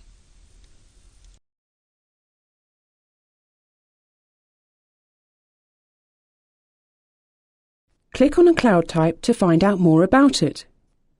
When you have finished this section, click on the Forward button. Cumulus is the most common form of heaped or convective cloud. It has different characteristics depending on the depth of the cloud. The cloud base can range from really quite low at around 700 feet to around 7,000 feet on a hot summer's day. The depth of the cloud can be anything from 100 feet or so to several thousands of feet, depending upon the stability of the air. If the cumulus cloud is fairly shallow, it probably consists mostly of water droplets. The icing risk is therefore minimal, and turbulence in that cloud will be light. Visibility in the cloud will be moderate. This cloud is usually found within the first few hours after sunrise, and is frequently termed fair weather cumulus. There is also very little chance of precipitation from this type of cloud. If the cumulus cloud is of great depth, the cloud is of much more importance. The cloud will be made up of water and ice, making showers very likely. The cloud will have a moderate to severe icing risk, and will also have moderate or perhaps severe turbulence associated with it. Cumulonimbus clouds are very important to the aviator. They are vigorous convective cells consisting of water droplets and also ice particles. They look like large cumulus clouds of great vertical extent in their initial stages, but develop large characteristic anvil tops as the upper part of the cloud hits the tropopause. The base of cumulonimbus clouds can vary between 500 feet to 7,000 feet, with the top of the cloud as high as 45,000 feet in the tropics. The icing risk and turbulence associated with this type of cloud is always severe. The visibility in such clouds is poor, less than 20 metres. These clouds have tremendous vertical support, and as a result, heavy hail and rain showers can be experienced. Other hazards include lightning, static discharge, and erroneous instrument reading. Stratus is usually the lowest of all clouds, with a base anywhere from ground level up to around 1,200 feet. The depth of the cloud is no more than 1,000 to 1,500 feet thick, but sometimes the top merges with other layered cloud, making it difficult to distinguish the layers. This cloud is made of water droplets and has an icing and turbulence risk of nil or light. The main hazard associated with stratus is that it often covers higher ground, resulting in hill fog. Extensive stratus is usually found on nearly all fronts, and also in the warm sector of a depression. It also forms from lifted fog. Due to the lack of vertical uplift and support, the cloud itself only gives light precipitation of rain, drizzle, or snow. Heavier precipitation occasionally falls through stratus from thicker cloud above. Stratocumulus cloud is probably the most common form of cloud. It is a layered cloud of usually no more than 2,000 to 3,000 feet thick, but can be 5,000 to 6,000 feet deep on occasions. Its base can be as low as 1,500 feet or as high as 7,000 feet. Stratocumulus is usually made of water droplets and has a light icing and turbulence risk. However, on occasions when the temperature structure is just right, large numbers of supercooled water droplets can be present, giving a moderate, perhaps even severe icing risk with prolonged flight in the cloud. Nimbostratus is a cloud that is seldom seen from the ground. It is a thick, rain-bearing cloud that is often cloaked in other cloud, with stratus layers forming extensively beneath in precipitation. We can see here that it extends through a great depth of the atmosphere. Its base is usually between 2,000 and 5,000 feet, with a top of 15,000 or even 20,000 feet on occasions. We can see here that nimbostratus is made up mostly of water droplets. However, at higher levels, ice crystals will also be present in large numbers. It is important to realise that there is a significant risk of supercooled water droplets, which massively increases the risk of icing. The icing associated with nimbostratus cloud is therefore moderate to severe. In nimbostratus, turbulence is moderate, occasionally severe. Visibility in this type of cloud is poor, 10 to 20 metres, with prolonged heavy rain or snow frequently falling to ground level.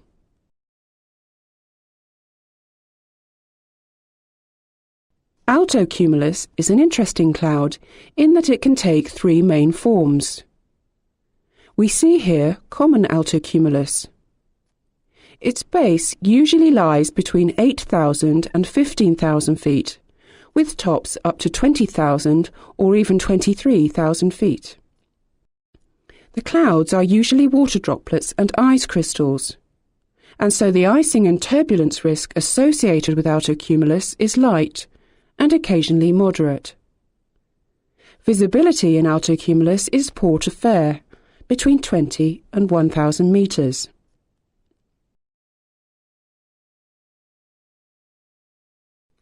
There are two forms of outer cumulus which are of particular importance, namely outer cumulus lenticularis and outer cumulus castellanus.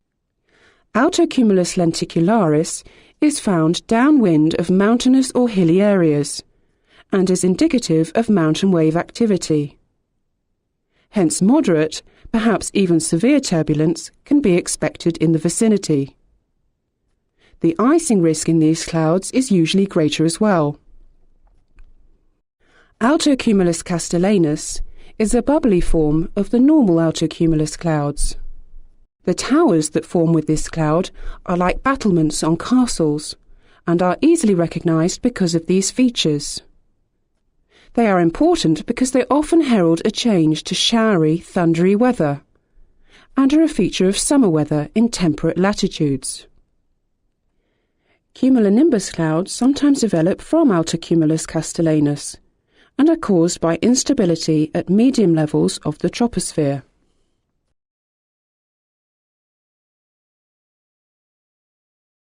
Altostratus is a medium-level layered cloud comprised of ice crystals and water droplets. It can vary in thickness, but frequently gives a ground glass effect to the sun or moon and heralds the onset of rain or snow.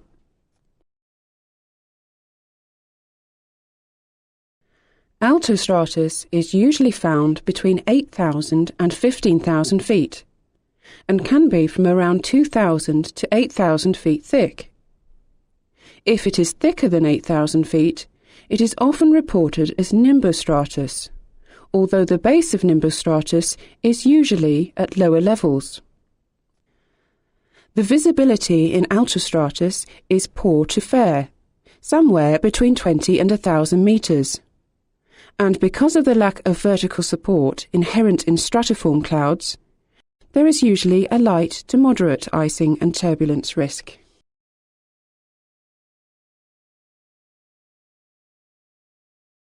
Cirrus is the highest of all tropospheric clouds.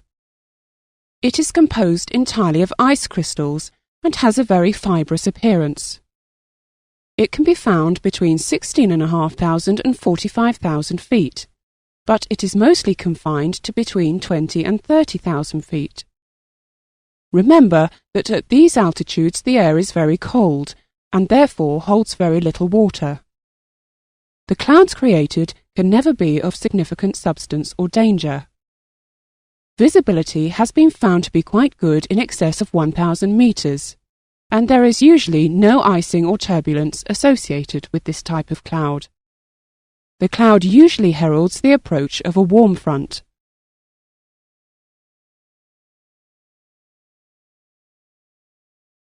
Cirrostratus is made up of ice crystals and lies between 18,000 and 45,000 feet.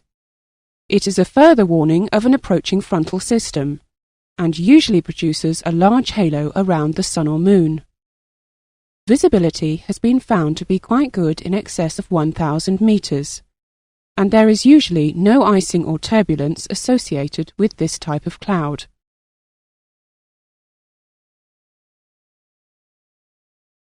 Cirrocumulus is quite a rare cloud.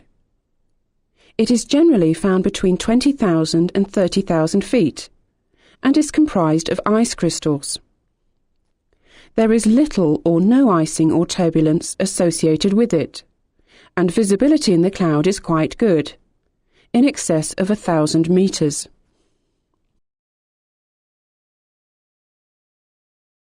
There are also some other clouds which occasionally appear in the atmosphere, but are described purely for information purposes. These include noctilucent clouds, and also nacreous clouds, both of which are found at great heights in the atmosphere. Noctilucent clouds are found around 80 to 85 kilometers altitude. Nacreous are found at around 24 kilometers altitude.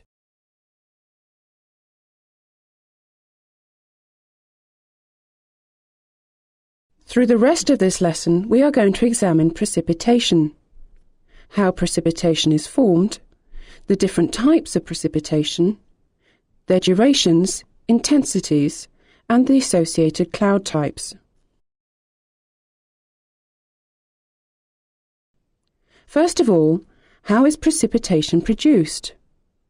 Well, we need cloud condensation nuclei, but these are usually fairly abundant.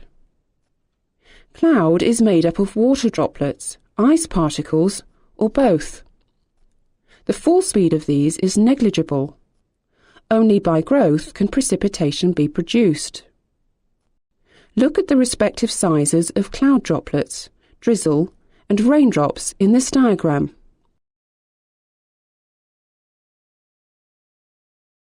There are three main ways of growing cloud droplets into precipitation. These are condensation, coalescence, and through the Bergeron process. We shall look at these in turn, plus two additional concepts called accretion and amalgamation. Condensation is the least important here.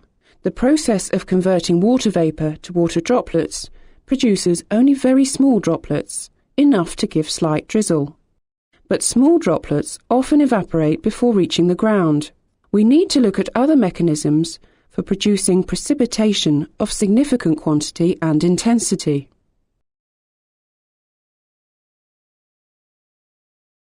Within a cloud, droplets collide fairly frequently, especially when they have different fall speeds and when there is turbulent motion. Occasionally, these collisions cause droplets to join and form a larger droplet. These will eventually fall under their increased weight. This process is called coalescence. The final mechanism for producing rain is the most efficient. It is called the Bergeron process.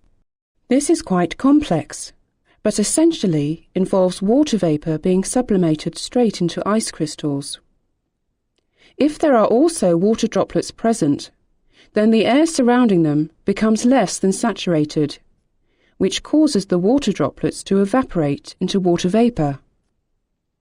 This water vapour rapidly sublimates onto the growing ice crystals. Once ice crystals are created, they have a relatively large fall speed, and hence drop out towards the ground quickly. They will grow further by accretion. This is when any water droplets collide with the ice crystals and freeze on contact. If they start to melt, they become sticky. They can then amalgamate into large clusters of ice crystals, that is, snow. The ideas we have shown here are fairly simple ones. What happens in clouds to produce precipitation is complex.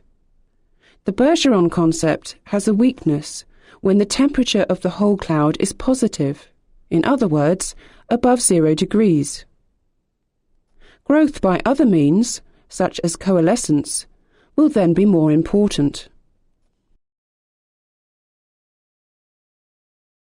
As we know from our own experience, there are many different types or forms of precipitation: rain, hail, snow, etc., and these sometimes fall steadily or sharply as a shower. In fact, we label precipitation as being showery or dynamic. But what does this actually mean? The nature of precipitation often changes as it falls to Earth. For example, in colder weather, rain at the ground quite often starts off as snow within the cloud. The form of the precipitation at the ground is dependent upon the temperature of the lowest few hundred feet of the atmosphere, just before it reaches the ground.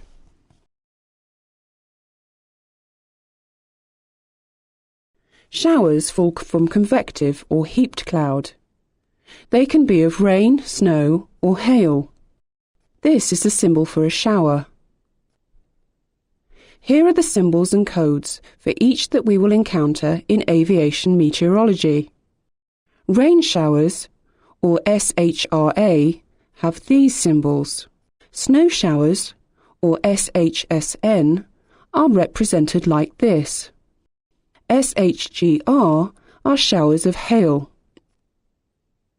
and SHGS, small hail, hail with a diameter of less than 5 millimeters. These are coded like this. Showers develop in unstable atmospheric conditions from large cumulus clouds and cumulonimbus clouds. These clouds involve large updrafts of air within them, helping to support large droplets of precipitation. Hence, showers of rain tend to consist of large rain droplets. The convective cell drifting over the ground means the shower will have a relatively sharp onset and cessation, a feature of this type of precipitation. Within large cumulus and cumulonimbus clouds, the temperature is often sub-zero. Therefore, the precipitation will be of snow or hail at that level. But what happens around these clouds to give us different types of showers? Where the cloud temperature is sub-zero, the precipitation will be of snow. As we can see here, ice crystals join together to form snowflakes.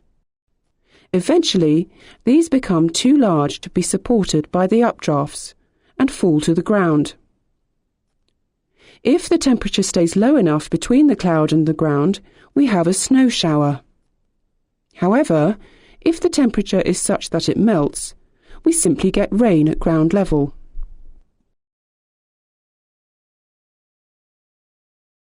Hail is formed when rain droplets are swept quickly to the top of the cloud, causing them to freeze. The small hailstone will then fall again, partially or completely melting, before being swept back upwards again. The hailstone will gather water by collision with other water droplets, again adding to the size. This may happen several times, adding more and more ice to the hailstone. Hailstones grow layer by layer and can visibly be seen in cross-section. By this mechanism, hail can become very large indeed, making it a hazard to aviation. Hailstones can measure in excess of 50 millimeters across and weigh up to 1 kilogram. To support a 1 kilogram hailstone, the updrafts must be very violent and therefore an area to avoid at all costs. Dynamic precipitation falls from layered cloud, as opposed to showers from convective cloud. It is characterized by its more gentle onset and cessation, and duration of several hours. Although note, this isn't always the case. This type of precipitation can be of drizzle, rain, snow, or sleet, or occasionally ice pellets, which are similar to hail but come from layered cloud. Here are the types of dynamic precipitation and the clouds we expect them to fall from. Drizzle falls from stratus cloud. Rain, sleet, snow, and ice pellets are all mainly produced from altostratus or nimbostratus clouds, and occasionally thick stratocumulus. Also on this table, we see the diameter of the individual particles that make up the various types of precipitation. So, for example, drizzle droplets have a diameter of between 0.2 and 0.5 millimeters, rain 0.5 to 5.5 millimeters, individual snow needles and ice pellets have a diameter of less than 5 millimeters. In layered cloud, the air currents are more gentle, and the processes that go into producing the dynamic precipitation are condensation, coalescence, and Bergeron. Although with snow, the aggregation of flakes plays a major part in the formation. Again, the form of the precipitation will largely depend upon the temperature of the air surrounding it. The final two things we need to look at about precipitation are the classifications of duration and intensity. As we have already stated, showers are of short duration, but tend to be heavier in nature. Dynamic precipitation can be described as being intermittent, in other words, falling from time to time for usually less than 60 minutes, or continuous, which is fairly self-explanatory and strictly lasts for 60 minutes or more at any one location. The intensity is described according to the following criteria. Slight rain, for example, is described as less than 0.5 millimeters per hour, whereas heavy rain is greater than 4 millimeters per hour. Notice that these figures relate to temperate latitudes only, because in the tropics, extremely heavy rainfall may be experienced, which is not covered here. Snowfall is represented in centimeters of accumulation per hour. From this lesson, we have seen that clouds are our signposts in the sky, letting us know what is happening in the atmosphere.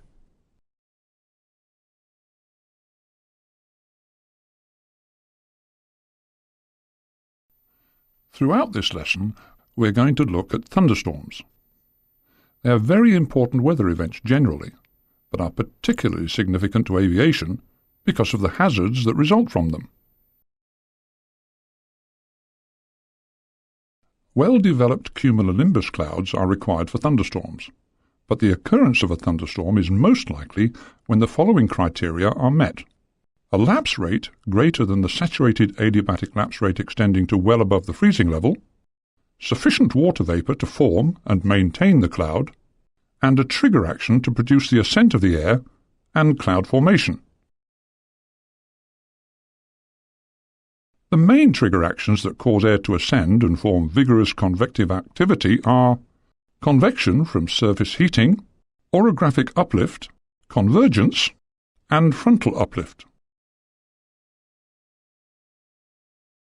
There are generally two different types of thunderstorms. Ones that occur in a single air mass, most common in summer and occasionally spring or autumn months, and frontal thunderstorms, which are the more common type in winter. Let's take a look at these in a little more detail. In non-winter months, thunderstorms can be caused by convection, convergence, or orographic uplift. These air mass or heat-type thunderstorms are most frequent over land and generally form by day, although of course they can linger through the evening and on occasions well into the night. In warm air masses they tend to form in very slack pressure systems, such as coals or weak lows. In colder, polar air, they are usually found in the deeply unstable air well behind a cold front. Although mainly isolated, this type of thunderstorm does on occasions form in organized lines or large groups, which we will discuss later.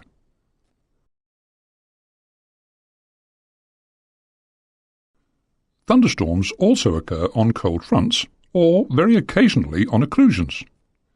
In these cases, they are often embedded in layered cloud, which makes them particularly hazardous to aviation. They form over land and sea, and are the most common type in winter months. Frontal thunderstorms are associated with active fronts, and it's not unusual to encounter line squalls underneath the embedded cumulonimbus clouds. Let's look at the way heat, or air mass-type thunderstorms develop. There are three stages we can identify: initial stage, mature stage, dissipating stage. The initial stage is characterized by the growth of cumulus clouds, both horizontally and vertically. Strong updrafts produce clouds of great vertical extent. Air is drawn into the cloud from beneath and the sides. This stage usually lasts for around 20 minutes and produces a cloud sometimes 5 nautical miles across. The mature stage is when the cumulonimbus has formed and precipitation occurs. This stage usually lasts for a further 20 minutes.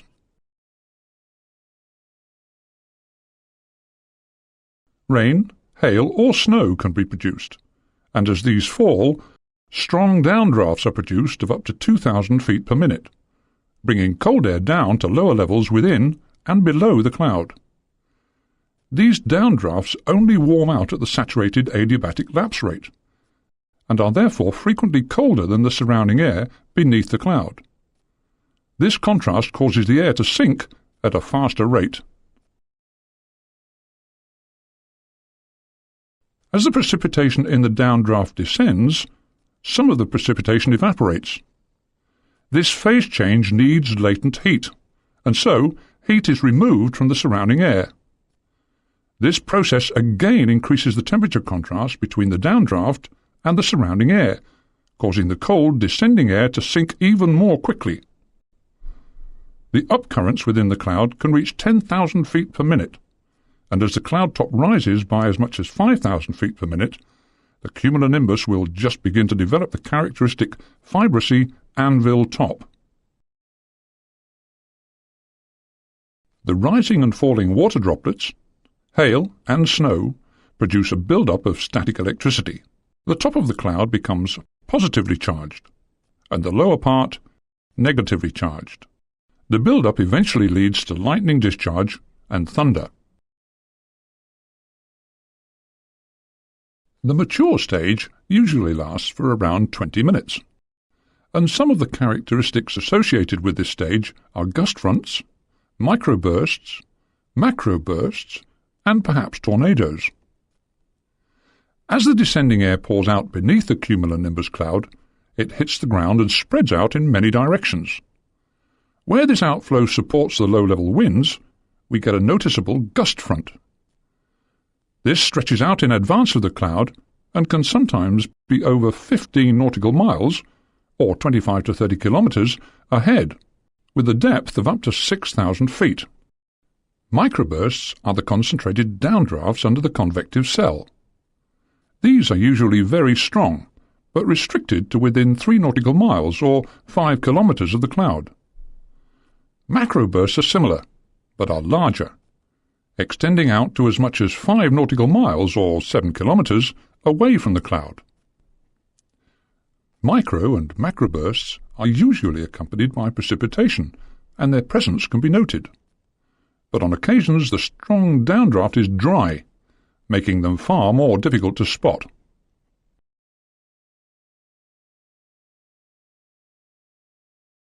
The dissipating stage of a cumulonimbus starts as the anvil top becomes fully formed. Precipitation at this stage is usually heavy, with severe turbulence in and around the cloud, and severe icing in the cloud itself. Lightning and thunder are still likely at this stage, which may last for between 1.5 and 2.5 hours. So far, we've looked at individual storm cells, which, on average, last from start to finish from around 2 to 3 hours. Once developed, these types of storms move in the same direction as the winds at around 10,000 feet. These individual thunderstorms, although on occasions quite large, don't last any longer because the downdrafts caused by the precipitation suppress the upcurrents necessary to maintain the cloud. The two effects therefore cancel each other out.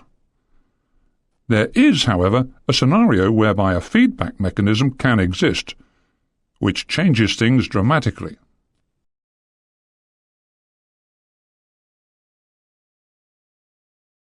This feedback mechanism can be found in multicell or supercell storms which occur mainly over large land masses in summer. They require the following conditions: a great depth of instability with sufficient moisture, strong vertical wind shear, and a stable layer between warm air at low level and cooler air aloft. We can see two of these requirements on this diagram. There's a great instability through this part of the atmosphere and a slight temperature inversion here, which helps initially to gather energy at low levels. As the daytime temperature rises, this inversion is broken, releasing energy to higher levels. Wind shear is also required to maintain cloud development. This is often achieved across the UK in this synoptic situation.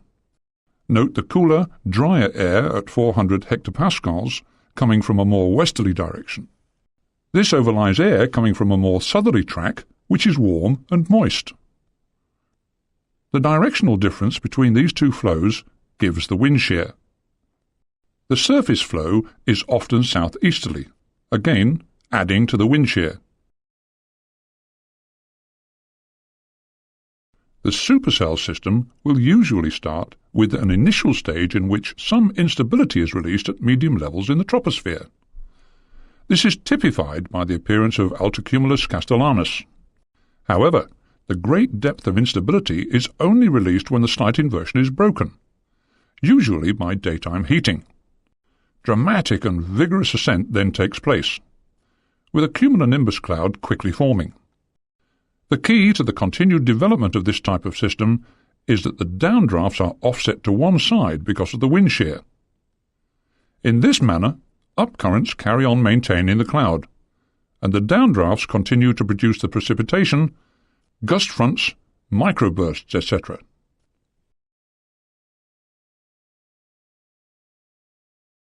The movement and development of supercells depend upon the winds that feed into the individual system. The direction of the outflow sometimes coincides with the inflow, or low-level winds, to produce convergence in certain areas. This convergence then creates uplift and another cumulonimbus cloud development. These are called mother and daughter cells because of the way one spawns from the other.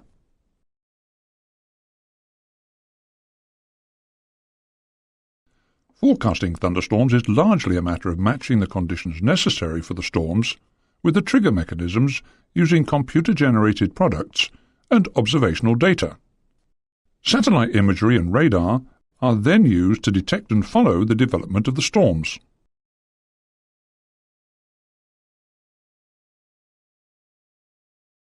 The aviation authorities have produced guidelines on avoidance distances. Here is a table showing recommended distances from cumulonimbus activity.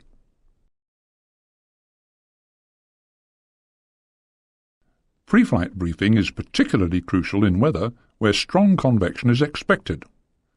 Low-level significant weather charts as well as TAFs should give a good indication for timings and location of cumulonimbus development.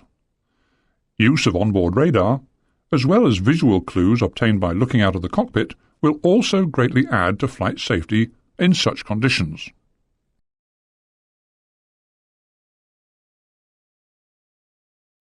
We're now going to discuss the hazards associated with cumulonimbus and thunderstorm development. Here are the main hazards. Select one. Turbulence. Severe turbulence can occur in and around cumulonimbus clouds. Particularly during takeoff and landing, turbulence underneath a cumulonimbus can be very significant and lead to overstressing of the airframe. Articles can be thrown around in the cabin, and pressure instruments may experience lag and give false readings. Icing. Severe icing can occur in cumulonimbus clouds between 0 and minus 45 degrees Celsius, but can be particularly significant in the range minus 3 to minus 10 degrees Celsius. High concentrations of large, supercooled water droplets can lead to severe clear icing on the airframe very quickly indeed. Carburetor icing can occur at temperatures between minus 10 and plus 30 degrees Celsius. Hail. Hail can be encountered at any height in and underneath a cumulonimbus cloud. It can also be experienced beneath the anvil outside the cloud. Severe damage can be caused to the skin of the airframe. Lightning. Lightning is most likely to occur within 5,000 feet or 1,700 metres of the freezing level, in a part of the cloud that usually has a temperature between +20 and -10 degrees Celsius.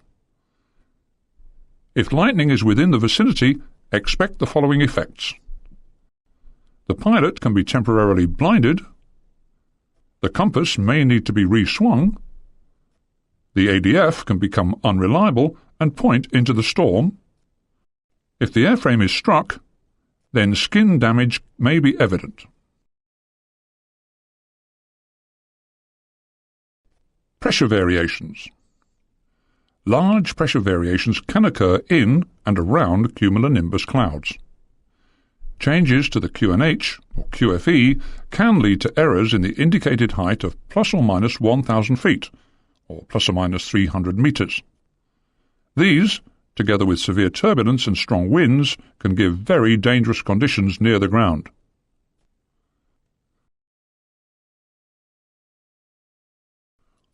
Microbursts. Strong downdrafts of relatively cold, dense air can descend from quite high levels within a cumulonimbus cloud at speeds in excess of 1,000 feet per minute, and in extreme cases of 6,000 feet per minute. Where the air is concentrated in a small area, it's known as a micro or macro burst.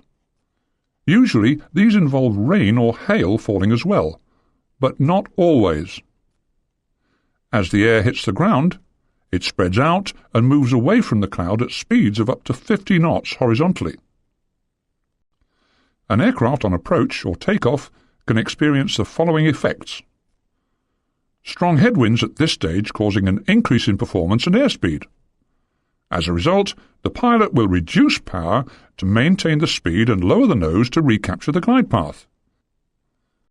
However, if the aircraft continued to this stage, it would be exposed to massive downdrafts. Now the aircraft has very low power settings, a decaying airspeed, and massive loss of lift. Lastly, at this point, the aircraft has tailwinds which will significantly reduce the performance and possibly cause the aircraft to contact the ground prior to reaching the runway. Microbursts are usually restricted to within an area of 3 nautical miles, or 5 kilometres, of the cloud. Any greater, and they are called macrobursts. A warning sign of their existence is virga, or dark streaks of precipitation falling from beneath the cloud, but not reaching the ground. Microbursts are most commonly found in association with summer air mass thunderstorms, where surface conditions are dry. It's important to note that microbursts can, on occasion, be found under benign cumulus clouds.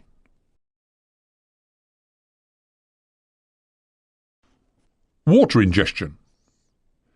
If the speed of updrafts approaches or exceeds the terminal velocity of falling raindrops, the resulting high concentrations of water can cause problems for turbine engines due to water ingestion. The result may be engine flameout, or structural failure in extreme cases.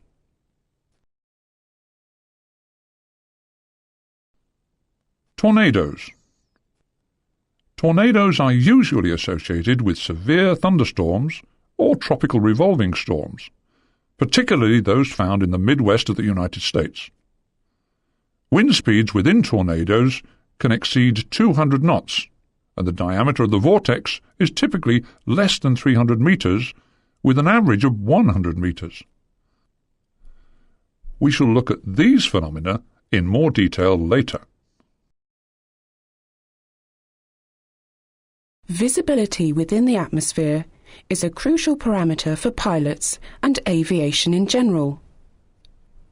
Meteorological optical range, MOR, or more commonly METVIS, is described as the greatest horizontal distance at which a dark object can be recognised by an observer with normal eyesight.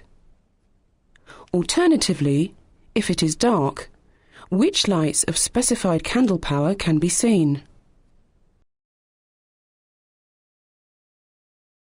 This may sound confusing, but put simply, it is the ground visibility as reported by an accredited observer, usually aided by instrumentation. In effect, our value for visibility is a measure of the atmospheric clarity or obscurity.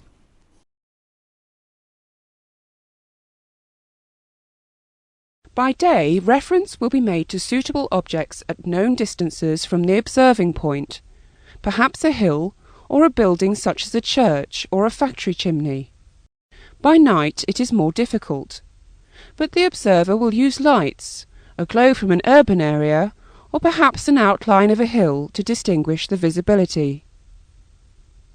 There are also two instruments that will help.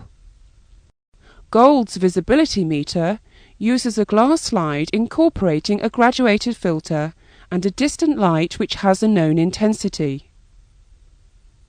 The slide on the meter is adjusted until the light is just no longer visible.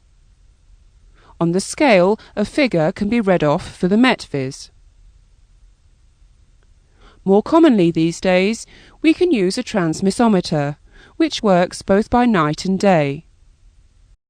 A photoelectric cell gives a value of the obscuration based on the short sample distance of the atmosphere. The disadvantage of the system is that the sample is very small compared with the aerodrome, and it will not pick up, for example, a fog bank sitting a short distance away. For this reason, readings from automated sites should be treated with caution.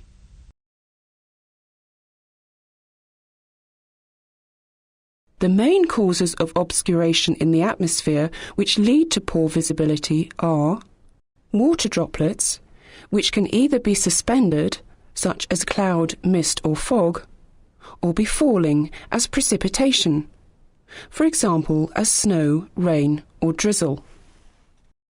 Alternatively, when solid particulates are present in the atmosphere, then the visibility will also be reduced. For example, dust, smoke or sand. We can also have a combination of solid matter and water droplets, sometimes referred to as smog.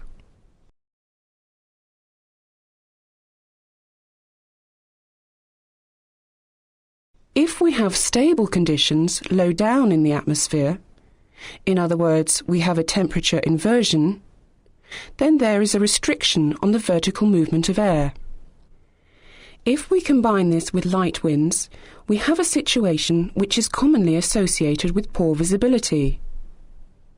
This is because the particles causing the obscuration will have nowhere to escape to. In effect, the inversion acts like a lid. They therefore become more concentrated beneath the inversion, reducing the metvis at that level. We attach names and symbols to certain situations, depending on the cause of the poor vis. These are well known, but the strict definition is sometimes less well understood. Mist is a met visibility of 1,000 metres or more, with an upper limit usually of 5,000 metres, although this upper limit does vary occasionally. The relative humidity must be 95% or more as well. If the visibility is less than 1,000 metres and the relative humidity is near 100%, we call this fog. Haze or smoke are caused by solid particulates, and so the humidity will be less than 95%, and is frequently in the order of 50 to 60%. Haze or smoke is reported with any visibility below 5,000 metres, when the humidity is not high enough to report mist or fog. Let's now consider the visibility reducers in a little more detail, namely smoke, dust, sand, precipitation, and suspended water droplets. Smoke consists of solid particles produced by combustion. Conditions will be worse in a stable atmosphere, and the reduction will depend on the rate of production, the rate of dispersal by the wind, and the distance from the source. Dust is made up of fine particles, usually less than 0.08 millimetres across. Dust can be carried high into the troposphere, depending on the wind speed and stability.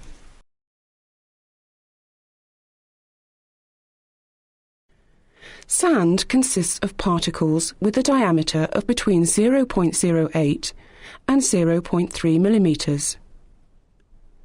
Having a greater weight than dust, sand tends not to be lifted to great heights within the atmosphere. Dust and sandstorms can occur with the correct surface conditions. Strong winds are required, usually in excess of 20 knots at the surface, and so they are more common through the day, due to the diurnal variation of wind. The visibility in these phenomena is usually well below 1,000 metres. Examples are haboobs and the Kamsin, but we look at these in more detail later.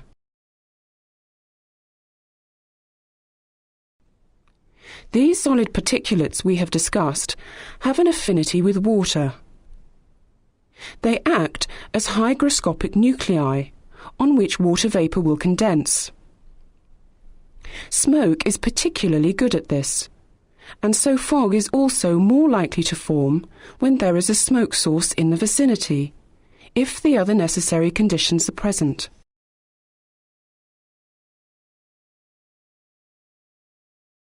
Precipitation reduces the visibility whenever it occurs, but some types cause a greater reduction than others.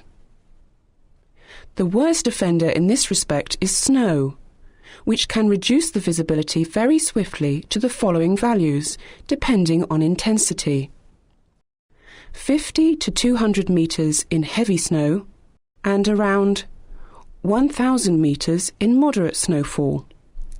Blowing and drifting snow will also greatly reduce the visibility.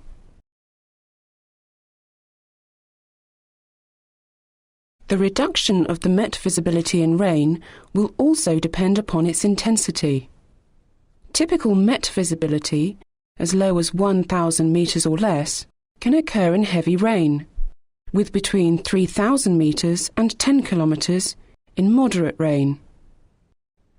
Drizzle can reduce the visibility to a greater extent than rain, due to the large number of drizzle droplets present.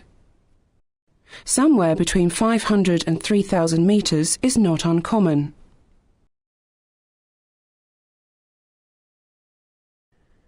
Probably the most important reduction of visibility is that caused by fog. Let's now take a look at this in detail, looking at different types of fog and the formation and clearance of the main forms.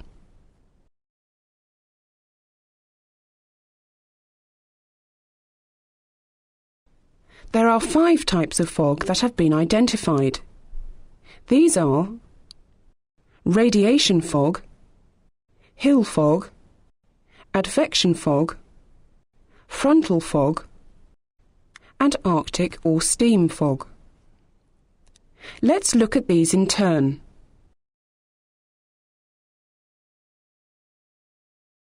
Radiation fog is caused by the loss of heat from the Earth's surface at night. The air at low levels is cooled by conduction, and, if enough cooling takes place, the air will reach its dew point temperature, become saturated, and allow fog to form. The conditions that are necessary for radiation fog are a clear sky, high relative humidity, and light winds of around 2 to 8 knots. This allows some mixing of the layers of air and will continue bringing moisture down from higher levels. If the wind is calm, dew is deposited and no fog forms. Radiation fog forms over land at night and through the early morning period, through the autumn and winter months. Likely conditions include low-lying areas such as broad valleys, especially where there is a moisture source, such as marshy ground or a river. and anticyclones or col areas, which give light wind situations and so lead to the formation of radiation fog.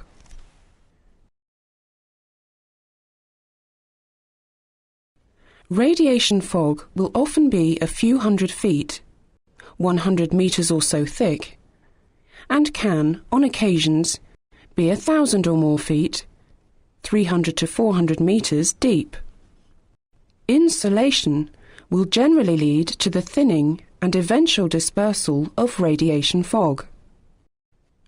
As the sun warms the ground and the air in contact with it, convection and stirring of the lower layers of air will take place. This will lift and eventually clear the fog. An area of radiation fog will be cleared mainly from below, but also from the fog top and around the edges. In the UK, radiation fog typically clears by these means by around 11 o'clock in the morning. The actual clearance time will depend on the depth of the fog and the sun's strength.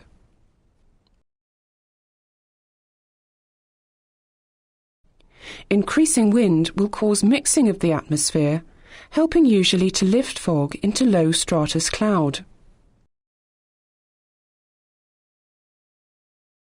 Two further mechanisms that will clear fog very effectively are increasing cloud at higher levels, which inhibits the loss of radiation, and the advection of drier air into a foggy area.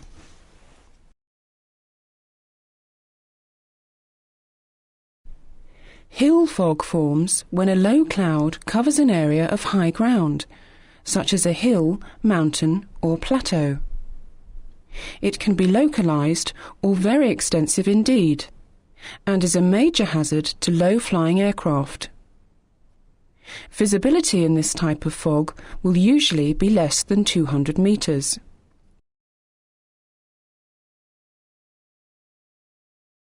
Advection fog is formed when warm, moist air moves across a cold surface. This surface can be either land or sea, but sufficient cooling of the air by the underlying surface will result in the formation of advection fog. This type of fog is often quite extensive, and up to 100 or so feet in depth. Shallow coastal waters in spring and early summer, or where upwellings of colder water occur, are areas often prone to advection fog. Such areas include the Grand Banks off Newfoundland, the North Sea, and the Kamchatka Peninsula in the northern Pacific.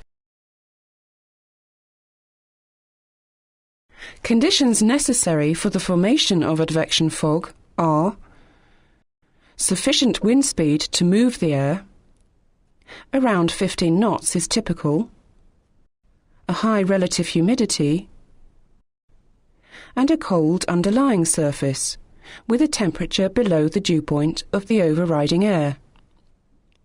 This cools the lowest layers of the air, causing saturation.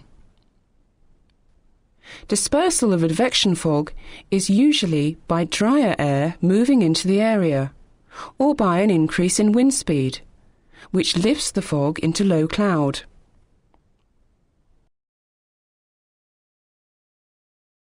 Frontal fog occasionally forms just ahead of some warm and occluded frontal systems. It is caused by the precipitation dragging the warm, moist air into the cooler air below the front. This moisture in the air then condenses into water droplets, which can be seen as fog. The belt of frontal fog can extend as much as 200 miles ahead of the front itself. Clearance will usually follow the passage of the front at the surface.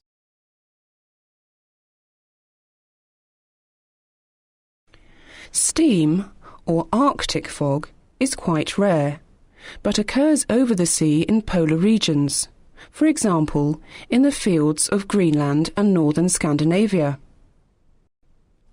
It forms when cold air blows offshore over a warmer, moist surface. The small amount of evaporation from the sea surface causes saturation and the formation of the fog, which looks like plumes or ribbons of smoke rising from the sea. If stable conditions exist, the fog will deepen by as much as 500 feet, 170 metres. The fog can be very persistent, but will usually clear when air with different characteristics moves in, or when an increase in wind speed occurs. Let's now consider how the visibility can impact on the aviator.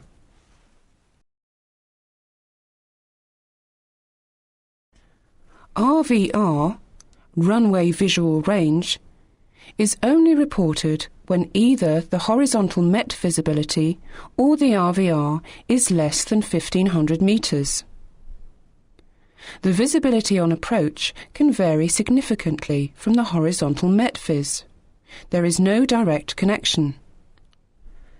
Note, however, that RVR is reported for the touchdown zone only and can be determined by placing an observer 76 metres from the centre line of the runway and counting the number of marker boards or lights in the appropriate direction. In the UK, standard RVR reporting increments are 25 metres between 0 and 200 metres, 50 metres between 200 and 800 metres, and 100 metres above 800 metres. Reports are taken every 15 or 30 minutes, depending on the amount of air traffic.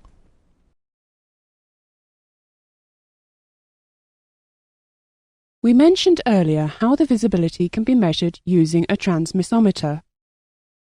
We can use a system in which 3 transmissometers are placed alongside the runway to obtain an IRVR, or Instrumented Runway Visual Range. Readings are then given to air traffic control, 1 for the touchdown point, 1 for the midpoint, and finally 1 for the stop end, and reported in that order. For example, R27L 600, 400, 550 means on runway 27 left, the touchdown visibility is 600 metres, the midpoint visibility is 400 metres, and finally the stop end visibility is 550 metres, as measured by the transmissometers.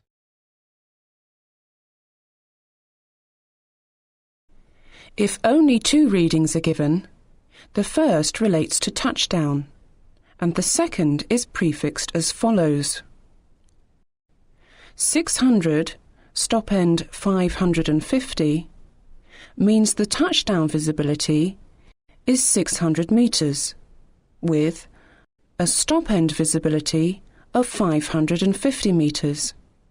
Similarly, 600 midpoint 400 again means the touchdown visibility is 600 metres, but this time the midpoint visibility is 400 metres. Midpoint or stop end values are omitted in 2 instances. The first is when the midpoint or stop end values are equal to or higher than the touchdown value and have a value greater than 400 metres. For example, readings of 300, 450 and 600 would be reported as R300. The second instance is when the midpoint or stop end values are equal to or greater than 800 metres. For example, 1,000, 850 and 900 would be reported as R1000. There are some other details we must know. RVR values less than 50 metres are reported as RBLW050 or M0050. RVRs greater than 1,500 metres are reported as P1500. There may be a 10-minute trend reported. U means the visibility has increased over the last 10 minutes. D means it has decreased. And the letter N is used if there is no change. The letter B should be included if there are great variations in the measured visibility.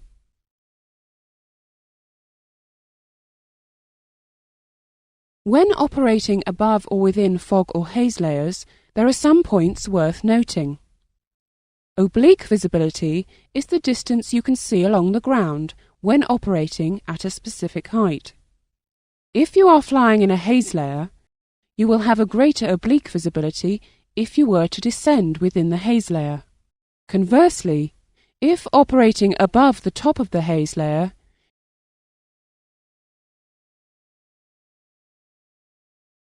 you could increase the oblique visibility by climbing well above the haze layer.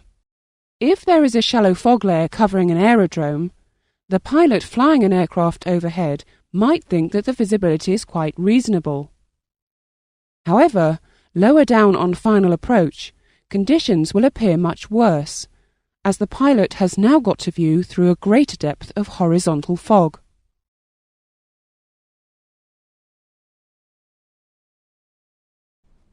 That completes the lesson on visibility.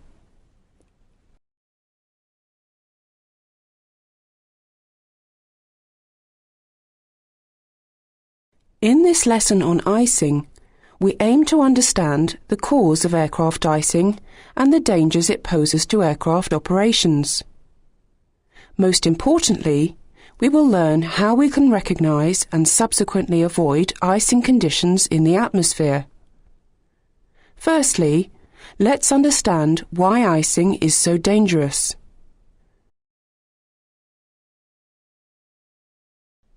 What is the danger of airframe icing?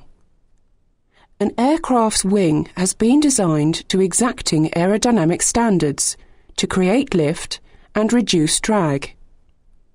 Airframe ice will affect both these factors in detrimental ways. Ice accumulation will significantly affect the shape of the aerofoil, and as a result, lift will be reduced. The greater the ice accumulation, the greater the loss of lift. Ice can also disrupt the flow of air over the airframe, creating drag. More accurately though, parasite drag. This is a force which opposes the aircraft's flight path and dramatically affects the aircraft's performance.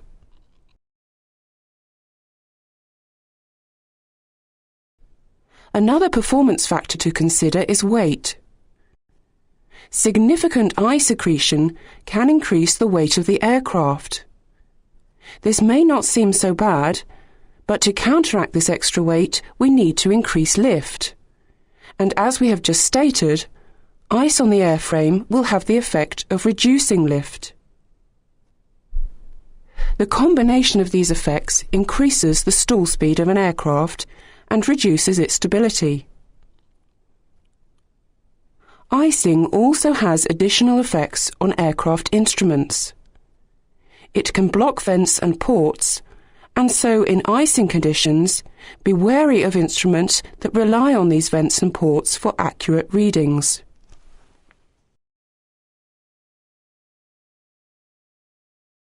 Additional problems can be encountered when ice develops around and over the control surfaces.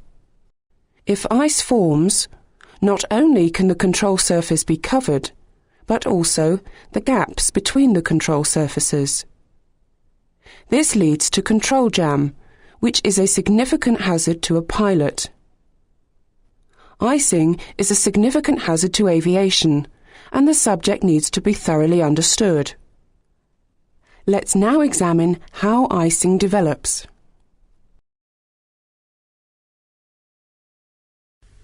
Aircraft icing occurs because of the presence of supercooled water droplets in the atmosphere. Supercooled water droplets are water which is in a liquid state even though the temperature is below 0 degrees Celsius. This happens due to the absence of freezing nuclei.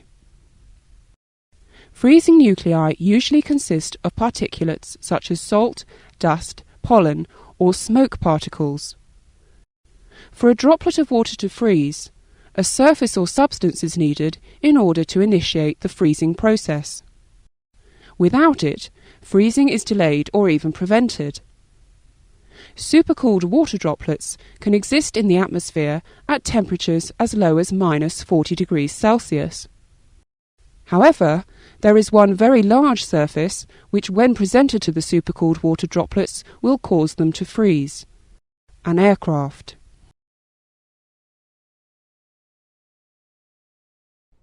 But firstly, let's understand these supercooled water droplets in a little more detail. Supercooled water droplets come in a wide variety of sizes. It is their size that controls not only the type of icing, but the severity of it. The spontaneous freezing of supercooled water droplets requires a lower temperature as the droplet size decreases.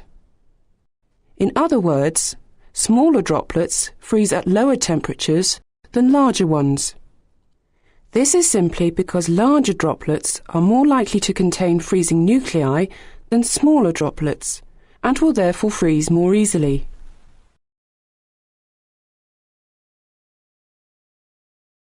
What we need to consider now is how these droplets act when they come into contact with an aircraft that is also below 0 degrees. Let's examine the small supercooled water droplets first. Since they are so small, the moment they come into contact with the leading edges of an aircraft, they will freeze instantly. As the diagram shows, through time the ice will accumulate into the airflow. In other words, forward from the leading surfaces of the aircraft. This type of icing is known as rime ice. It is characterized not only by the way it builds forward, but also by its colour and texture. It is opaque or milky in appearance and brittle. This is because no air is allowed to escape, since the freezing process occurs so rapidly. It also has a rough sandpaper-like texture. This is because small droplets freeze straight away and accumulate to give a granular growth. It looks and feels very much like the ice that grows on the insides of domestic freezers. The large supercooled water droplets freeze in a very different way. Because of their size, they do not freeze straight away. When the droplet first strikes the leading edges of the aircraft, only that part touching the aircraft will freeze instantaneously. The remainder of the droplet can then flow backwards, slowly freezing as it comes into contact with the skin's surface. When the droplet first starts to freeze, latent heat is released. This acts to keep the droplet in a liquid state for longer. Eventually, however, the whole droplet will freeze. The build-up that can be seen here is characteristic of this type of icing, called clear or glazed ice. Clear ice looks like glass and is mostly transparent, making it difficult to spot. This is because there is no air trapped inside. The freezing process is slow enough to allow the air to escape. This ice builds up in a laminar way, which increases its integral strength and makes it difficult to break and remove. On most occasions, though, it is unlikely that you will experience just one type of icing. It is far more likely you will experience both forms. This type of icing is called mixed ice and incorporates both rime and clear ice characteristics. A third type of icing is called rain ice, or freezing rain. This type of icing is the most hazardous to aircraft operations. Freezing rain occurs when rain droplets fall into an area where they become supercooled. In order for this to happen, there must be a layer of air above 0 degrees overlying a layer of air below 0 degrees. The diagram shows the cloud and rain formation within the warm layer. However, when this rain falls into the zone which has a temperature below 0 degrees, it may become supercooled. If an aircraft were to fly within this area, then the airframe will be below 0. But more importantly, there are very large supercooled water droplets raining on the airframe. The rate of accumulation is so severe that within a very short time the aircraft will not be able to sustain flight. This type of icing can occasionally be found associated with a warm front. The diagram here shows where warm air overlies air below 0 degrees. If precipitation were to fall within this area here, then it would become supercooled, and rain ice should be expected. Be cautious when flying through warm fronts or occlusions, especially if the air ahead of the front is very cold. There is one more type of icing. This is called hoarfrost, and is the only icing that can develop clear of cloud. This icing is identical to that which can develop on car windscreens on cold, frosty nights. It can develop on an aircraft in flight or on the ground. On the ground on clear nights, when the surface temperature falls below 0, the dust and particles on the aircraft skin can act as sublimation nuclei. Water vapour can turn directly to ice, and hoarfrost can be seen on the surface as the ice crystals are created.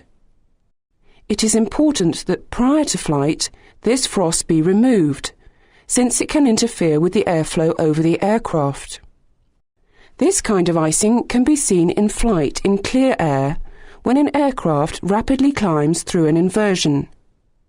If the initial air temperature is below 0, then the skin of the aircraft will also be below 0 degrees. But when it climbs and enters the warmer air, the air travelling over the skin is cooled, and sublimation can occur, creating ice crystals and frost. This can also be observed in a rapid descent from high altitude, where the aircraft's skin temperature is still below 0. As the warmer air flows over the skin, it again can be cooled to freezing point. A clean aircraft and controlled descents will help to eliminate this type of icing, but in reality, it rarely presents a significant hazard.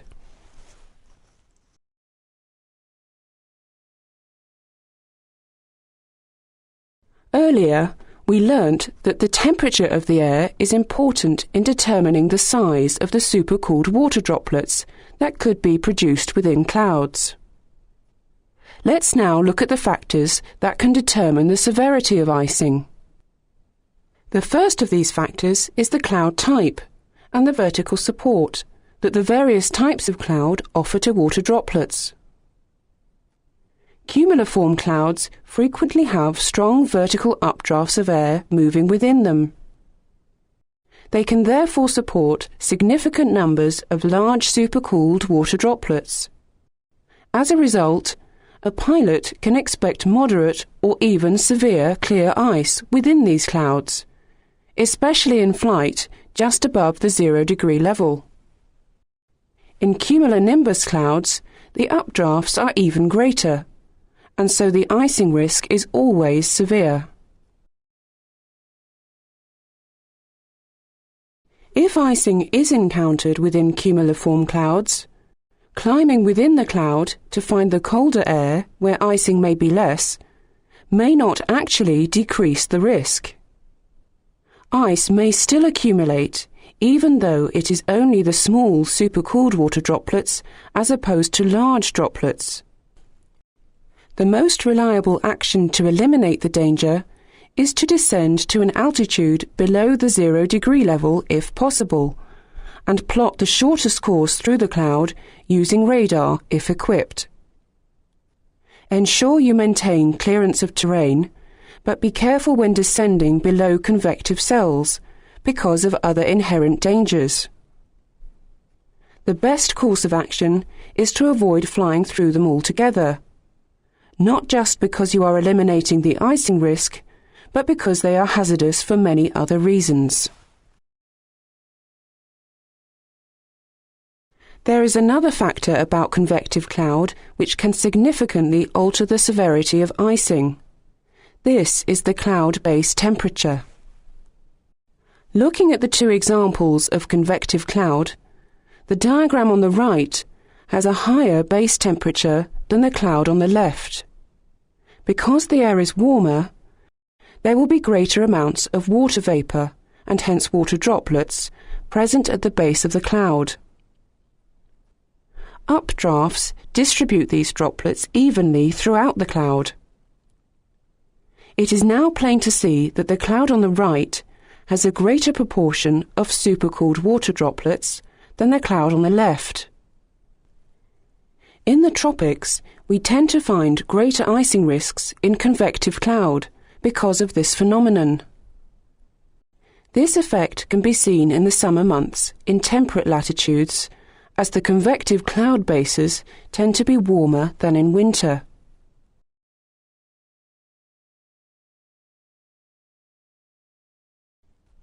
In layered cloud, the icing risk is usually much lower because of the lack of vertical support for the cloud and water droplets.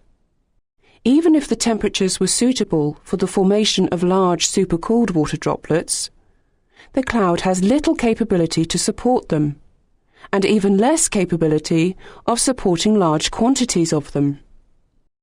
As a result, we can generally expect only light to moderate icing, and typically only rime ice. The cloud that is an exception to this is nimbostratus. It can have the vertical support for the large droplets, and the icing risk could be moderate or even severe.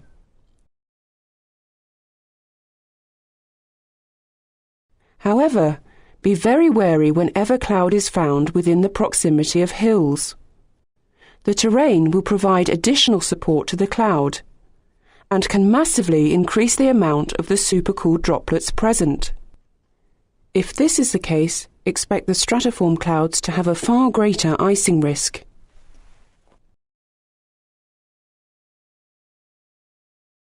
There is another effect that high ground can have on the icing risk. In stable air, hills can actually lower the height of the 0-degree level, especially when there is snow cover. In the diagram, we can see that around the high ground, the 0-degree level is a little lower. Pilots, when approaching hills, might believe that they are below the 0-degree level and have little risk of icing. However, as an aircraft gets closer to a hill, the temperature falls, and now the aircraft is located in the most dangerous place, the area where large supercooled droplets can be found. Given additional orographic support, the icing risk could be severe. Be extra cautious approaching hills or mountains in cloud, and monitor the signs of icing regularly. Activate the anti-icing, and be prepared to divert or circumnavigate the area if necessary.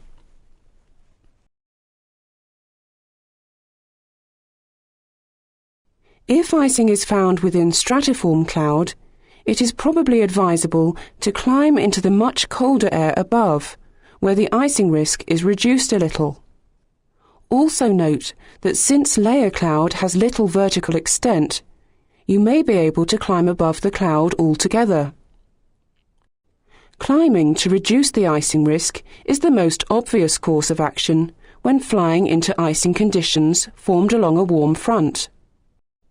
Shown here, it is easy to see the warmer air above the aircraft, and since the air is above 0 degrees at that level, icing will stop and eventually disappear.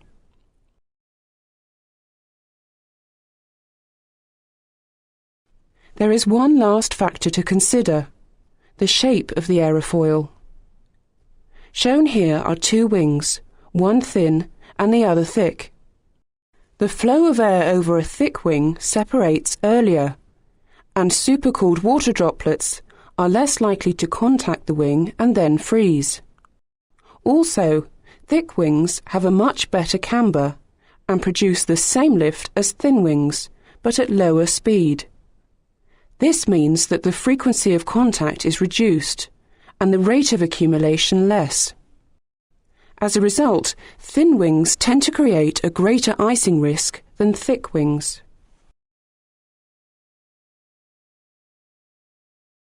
Lastly, it is important to be able to know how to classify icing severity.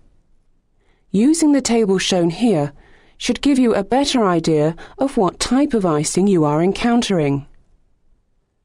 Please note that it is the responsibility of the pilot to accurately inform either air traffic control or the nearest meteorological office any time moderate or severe icing is experienced in flight.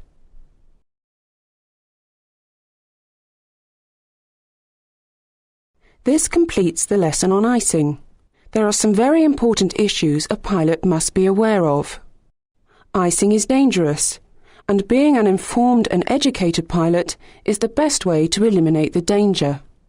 Most of all, expect icing in cloud whenever flying above the freezing level.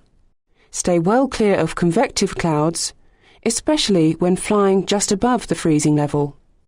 Be especially cautious of high ground, intensifying the icing risks. Be careful when using the de-icing or anti-icing equipment. Ensure you know how these systems work and how best to use them properly. Treat total air temperature probes with caution, since they may not reliably indicate the exact outside temperature. Lastly, examine the forecasts in detail before you fly.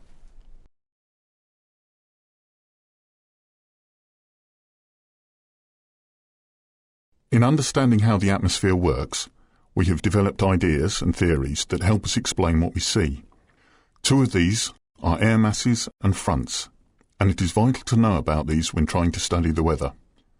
Let's look at air masses first. An air mass is a large body of air in which horizontal profiles of both temperature and humidity are more or less constant.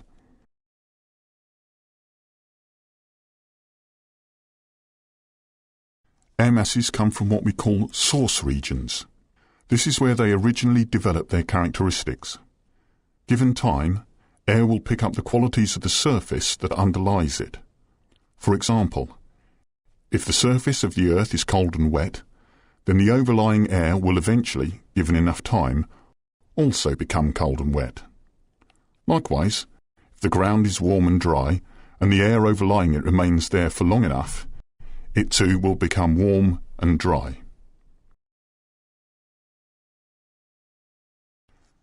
Where we see this phenomena happening is in areas of high pressure or anticyclones. The winds are usually calm, and the air can remain long enough in an area to take on the nature of the underlying surface. Air masses are stable at their source. The source regions for air masses are principally these. It is only when the air within a distinct air mass moves away from its source that we get complications. If the air moves to a warmer zone, it will be warmed from beneath, increasing the lapse rate, and will therefore become more unstable. As a result of the warming, the relative humidity will also decrease. Conversely, if air moves from its source region to a colder part of the globe, it will be cooled from below, decreasing the lapse rate, and hence become more stable. As a result of the cooling, the relative humidity will tend to increase. Air masses are defined by their source region. When considering temperature, we have three classifications: Arctic, polar, and tropical. Although note that Arctic is really a more extreme example of polar. For humidity, we have two categories: maritime and continental. Combining these, we get a full list of air mass names: polar maritime, polar continental, tropical maritime, tropical continental, and also Arctic air. These have abbreviations of PM, PC, TM, TC, and A. There is also a hybrid one called returning polar maritime, RPM. Looking across the world, we can state where these air masses will form. This is what the distribution looks like in January and in July.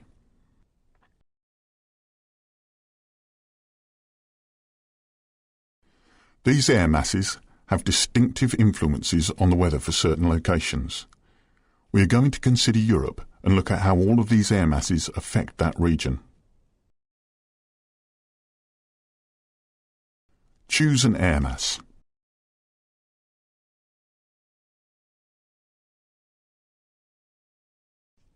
Polar maritime. Polar maritime air approaches the British Isles from the northwest. Its source region is the North Atlantic, where it is stable initially, but when moving south, it will pass over warmer surfaces and as a result be warmed from beneath. This will cause it to become increasingly unstable as it approaches Europe. Its relative humidity is quite high, but it has good visibility associated with it. As a result of the instability and a relatively moist airflow, we tend to get cumulus and occasionally cumulonimbus development, so showers can be expected, perhaps even with hail and thunder in certain circumstances. These showers usually die out inland overnight, although persisting on windward coasts, and as a temperature inversion develops at night, the wind becomes light, sometimes allowing radiation fog to form in low-lying areas. Daytime flying conditions are quite bumpy, caused by the instability and the overturning of the atmosphere.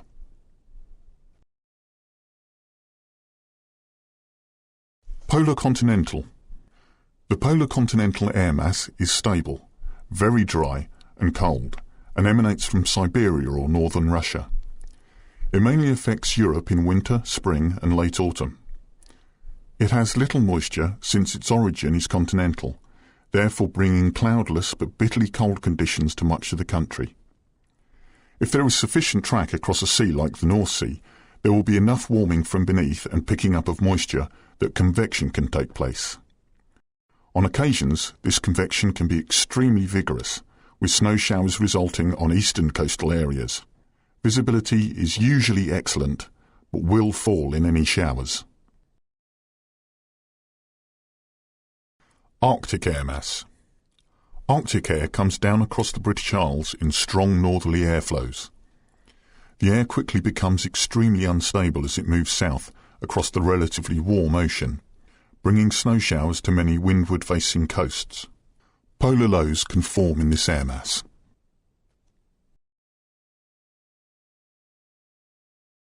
Tropical maritime. The tropical maritime air mass is the most common to affect Europe. The source region is the mid-Atlantic around the Azores, and so it approaches from the southwest, cooling from below on its northward track, increasing its stability. Since only the lower layers cool, only low cloud is produced with poor visibility and advection fog, especially on windward coastlines. Inland conditions are often slightly better, but still relatively poor, with extensive low cloud. Inland in summer, however, there is usually enough insulation from the sun to lift and occasionally break the cloud into shallow cumulus cloud. In fact, on occasions, vigorous convection can be triggered inland, with cumulonimbus, heavy showers and thunderstorms set off. Visibility is quite variable, being very poor on windward-facing coasts, with extensive hill fog, but inland is often fairly good, especially to the lee of high ground.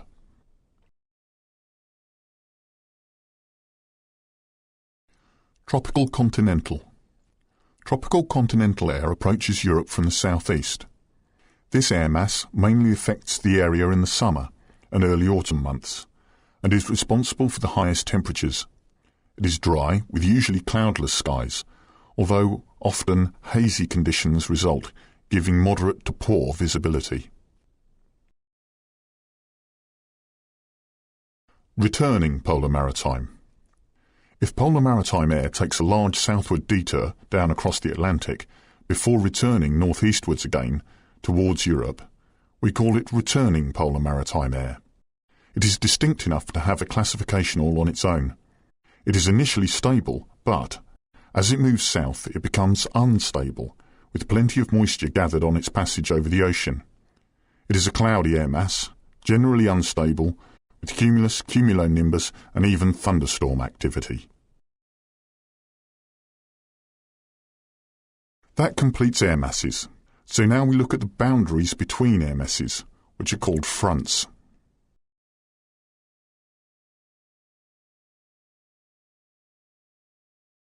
Fronts are transition zones between air masses.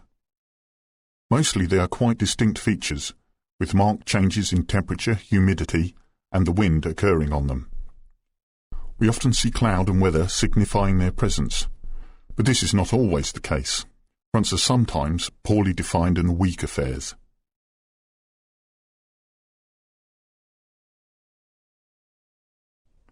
When a warm and a cold air mass lie next to each other, there is a tendency for the warm air to ride over the top of the colder air due to the differences in density. It is this lifting and cooling of air across a broad area that causes cloud and precipitation to form. Where a front reaches the ground, it is marked on a weather chart. Climatologically, there are three main frontal zones. The first is the polar front, which is the boundary between warm tropical air and cooler polar air. This is the zone along which most mid-latitude depressions form, lying approximately between 35 and 65 degrees north and at around 50 degrees south. Secondly, there is the Arctic front. This is the boundary between cold polar air and the very cold Arctic air, sometimes reaching temperate latitudes in the winter months. And thirdly, the ITCZ, or Intertropical Convergence Zone, which is the confluence between the northeast and southeast trade wind regimes. In addition to the three main fronts, in the northern hemisphere winter, a boundary can also be identified lying over the Mediterranean Sea, approximately east to west. This is called the Mediterranean front. Fronts are called warm or cold, depending on whether warm or cold air is spreading across an area behind the particular frontal boundary. For example, this is a warm front moving from left to right. If the front changes direction for any reason, which on occasion does happen, it becomes a cold front.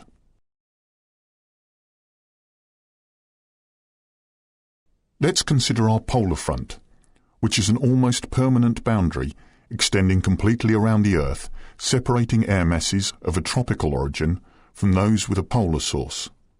It is more noticeable in certain areas than others, particularly over the oceans. Normally it is a fairly straight dividing line, like this, but occasionally small ripples will develop along it. Mostly, the ripples do not develop any further. They merely run along the front and fade away again. However, if conditions are right within the atmosphere as a whole, the small disturbance will develop into a major mid-latitude storm, a polar front depression. Let's look in simple terms at how this happens.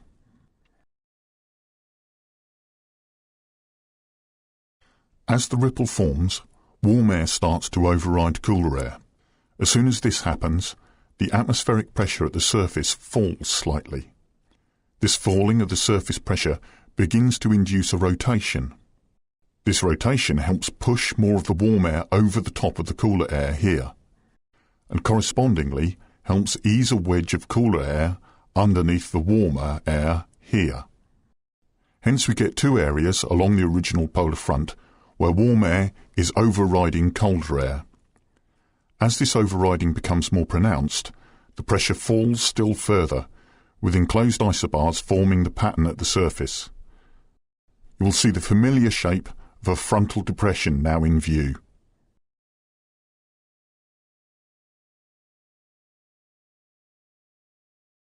The lifting of air along the polar front here and here, due to the density differences, forms the layered cloud, the stratocumulus, stratus, nimbostratus and altostratus type, that we associate with fronts.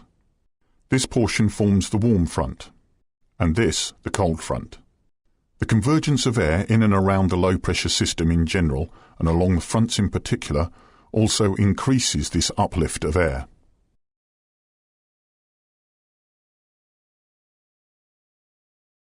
At this stage we have what is known as a warm sector depression, with a warm front, a cold front and a warm sector. Let's look at these constituent parts in a bit more detail. The warm front. If warm air is replacing cold air, then we call it a warm front. The slope of a typical warm front is 1 in 150. Here's a side view showing the main areas of cloud associated with such a front.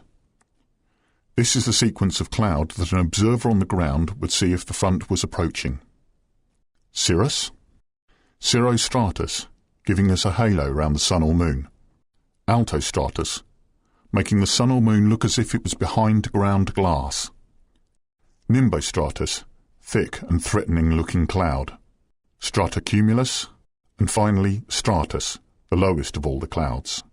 Notice how the main area of precipitation starts some 200 to 300 nautical miles ahead of the surface front as the base of the cloud gradually lowers. The 0-degree isotherm also lifts to a higher level in the warm air behind the front. And notice also the fold or break in the tropopause and the position of the jet stream. In this picture, the jet is coming out of the diagram towards us. We've considered the cloud ahead of a warm front, but what happens to the other elements of the weather? First, let's look at the wind. As the front approaches, the wind will usually start to increase. It will also back, or turn anti-clockwise, between 10 and 30 degrees. However, on the passage of the front, it will veer, or turn clockwise markedly, sometimes by as much as 70 or 80 degrees, and usually by around 30 to 40 degrees.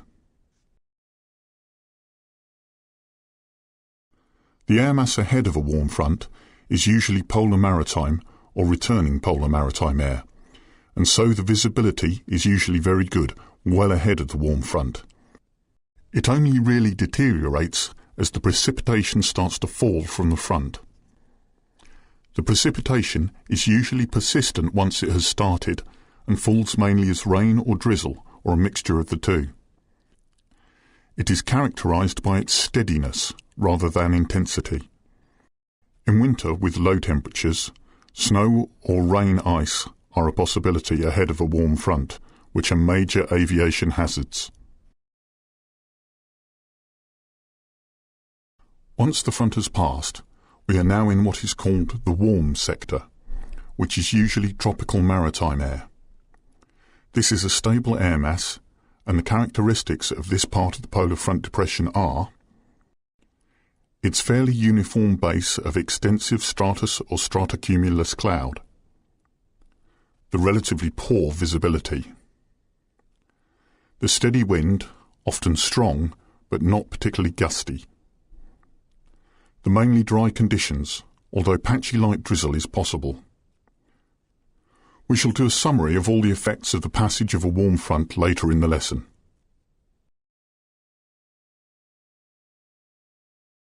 The speed of movement of a warm front can be estimated using a simple technique. All you need is a weather chart with a geostrophic wind scale on it.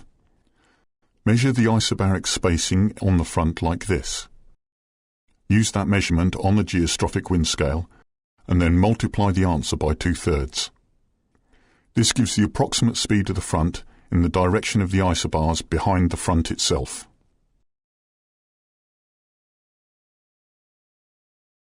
Now let's look at the cold front. The cold front is replacing warm tropical maritime air with cooler polar maritime air. A cold front is almost a warm front in reverse, but note that the average slope is different, usually 1 in 50. Most of the weather occurs on the cold front and just behind it. This makes its passage quite sudden, with little warning that it's approaching. Notice how the clouds that make up the front are only really seen from the ground once the front is clearing away. The main band of heavy precipitation is between 50 and 100 nautical miles behind the surface feature. Let's look at the main points on our diagram. The sequence of clouds that an observer would see on the ground through the passage of a cold front are stratus, perhaps hiding some embedded convection in the form of a cumulonimbus cloud. Then we have stratocumulus layers, altostratus, altocumulus, cirrostratus, cirrus. Remember, this is a typical cold front, also called an ana cold front. But not all the cloud types will be seen on all occasions. We can have cata cold front, which tends to be much less active with fewer cloud layers due to descending air.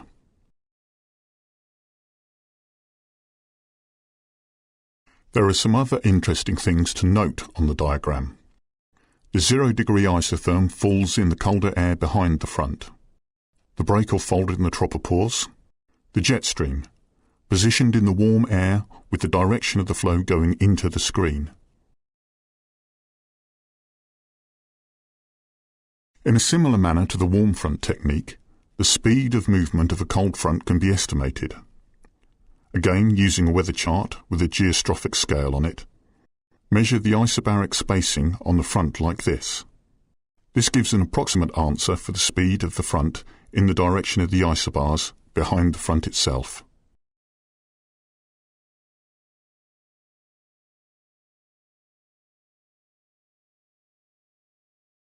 The last part of the polar front depression that we need to consider is the occluded front. Up to now on our system, we only have a warm and a cold front. However, you may have noticed that the speed of the cold front is greater than that of the warm front. Therefore, the cold front will catch the warm front up. This is called the occluding process. It usually begins as the low-pressure system as a whole stops deepening. We shall look at this now. Seen from the top, as more and more of the cold front catches up with the warm front, the longer the occlusion becomes. In fact, given enough time, the cold front and warm fronts will disappear to be replaced by one occluded front. Well, what's going on? Let's take a sideways look.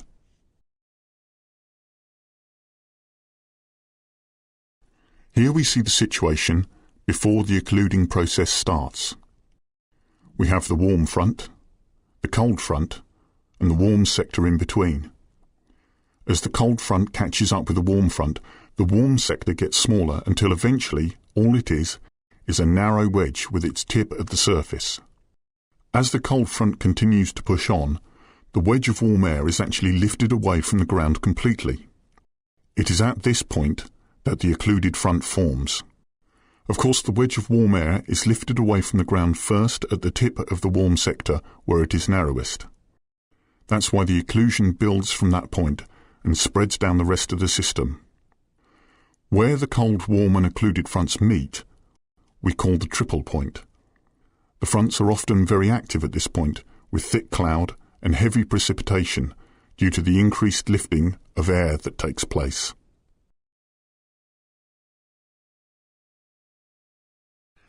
There are actually two types of occluded front, a warm and a cold occlusion. The type of occlusion depends on the relative characteristics, especially the temperatures of the two air masses ahead of the warm front and behind the cold front. If the air behind the cold front is warmer than the air ahead of the warm front, this happens. This is called a warm occlusion and will have the appearance on the ground of a warm front. On a weather chart, note how the occlusion is drawn as part of an extension of the warm front. Warm occlusions are more common in winter because the cold European landmass will provide polar continental air ahead of the approaching polar front.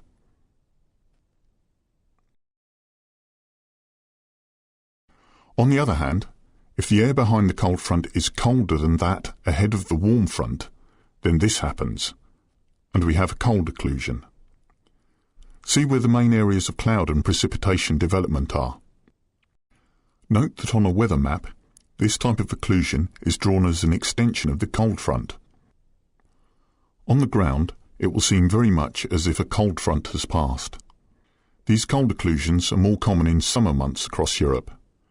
An approaching frontal system will encounter warm air ahead of the warm front.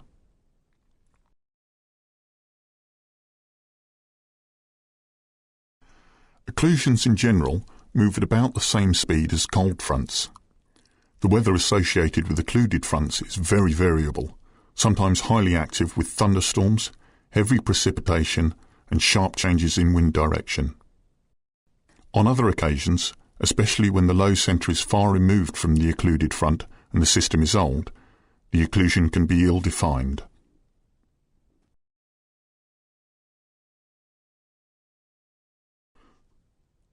On a weather chart looking like this, we call the occlusion a backbent occlusion. This is often of the cold variety and sometimes is thundery in nature, but in winter months can be a significant boundary behind which lies the true, cold, Arctic-type air. For this reason, the precipitation on this type of front in winter can readily turn to snow, with very cold air undercutting the warm wedge of air that hangs higher up in the atmosphere. The whole process of the formation of a polar front depression takes around 4 days on average, with the decay often lasting for up to 10 days before it's absorbed by another pressure system. Speed and movement of polar front depressions varies greatly through their lifespan. At first they move quickly with flow, becoming slow-moving and almost stationary by the time they decay. At their height, their track and speed can be calculated like this. Looking at this weather chart, the low centre will move in the direction of the isobars in the warm sector, with a speed approximately equal to the isobar spacing near the triple point.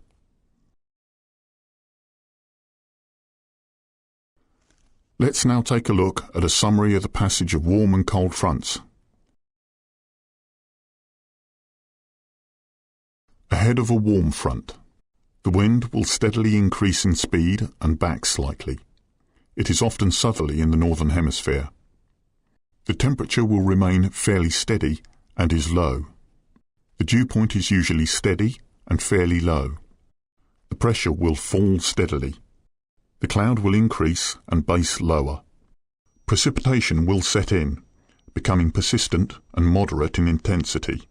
The visibility will reduce to poor. At the warm front, the wind will veer sharply. The temperature will usually rise. The dew point will suddenly rise. The pressure will still decrease slightly. The cloud will be low and remain fairly constant. Precipitation will be continuous and moderate, perhaps heavy. The visibility will be poor, with widespread hill fog developing. In the warm sector, the wind will be steady, usually from the southwest in the northern hemisphere. The temperature will remain fairly steady. The dew point will remain steady. The pressure will decrease slightly. The cloud will remain low and fairly constant.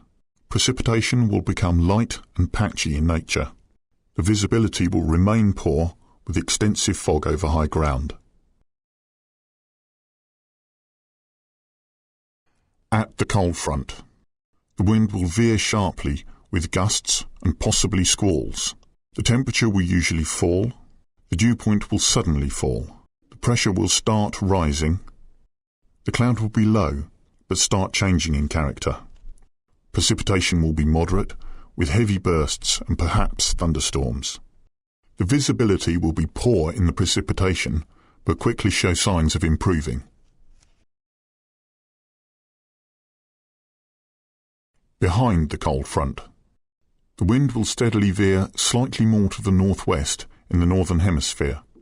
The temperature will be steady, or quite often will rise depending on the time of day. The dew point will be steady and low. The pressure will continue rising, but at a slower rate.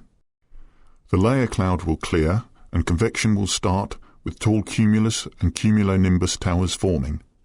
Precipitation. Showers will develop, becoming perhaps moderate or heavy in intensity. The visibility will become very good, but will fall during the showers. That completes the lesson on air masses and fronts. It is a very important part of aviation meteorology, and it is vital to understand the various points that have been brought out through this lesson.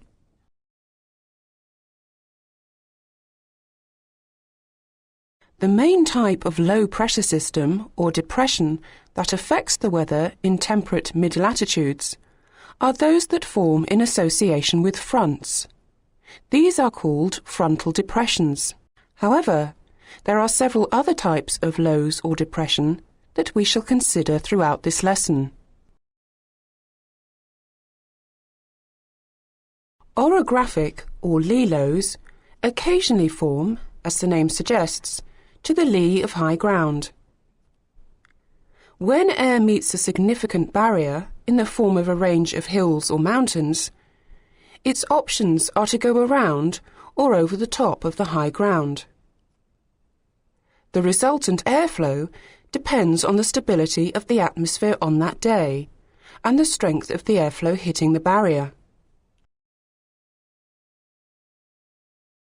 Most orographic depressions form in stable conditions when there is a resistance to the movement of air vertically. When air meets a range of hills, there is a tendency for it to build up on the windward side of the high ground, with a corresponding slight depletion of air on the leeward side. This reduces the amount of air on the lee side, therefore reducing the surface pressure. This situation results in lee troughing, or, on occasions, an orographic depression or lee low. The isobaric patterns look like this. Orographic effects, such as lee troughing or lee lows, can form rapidly. They may also last a short period of time, say an hour or two, or can, on occasions, last for several days, varying only in their intensity. They tend to be stationary, seldom moving from the location where they were created. The main hazard associated with orographic lows are the strong or unpredictable winds that can accompany them. As you can see here in this example of lee troughing, the spacing of the isobars in this area is small, and hence the low-level winds will be very strong. With a lee-low example, the low-level winds are very variable across a relatively short distance, an important effect for the pilot. There are other effects of air being forced over high ground. When the atmosphere is stable, perhaps because of an inversion, we get the most marked effects over high ground. If you remember, stable conditions restrict the vertical movement of air. Therefore, the air will be forced up the windward side, but flow back down the leeward side. The Föhn effect is usually the result, with some warming and drying out of air mass as it descends on the leeward side of the high ground. We can also find very stable conditions ahead of a cold front. In this situation, there may be masses of low cloud forming on the windward side and just over the top of the high ground, with relatively clear conditions on the lee side as the air descends.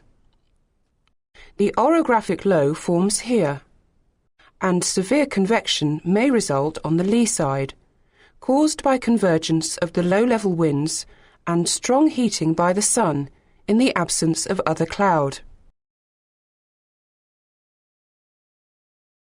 If the atmosphere is unstable, orographic lows rarely form, but there may still be some lee troughing effects.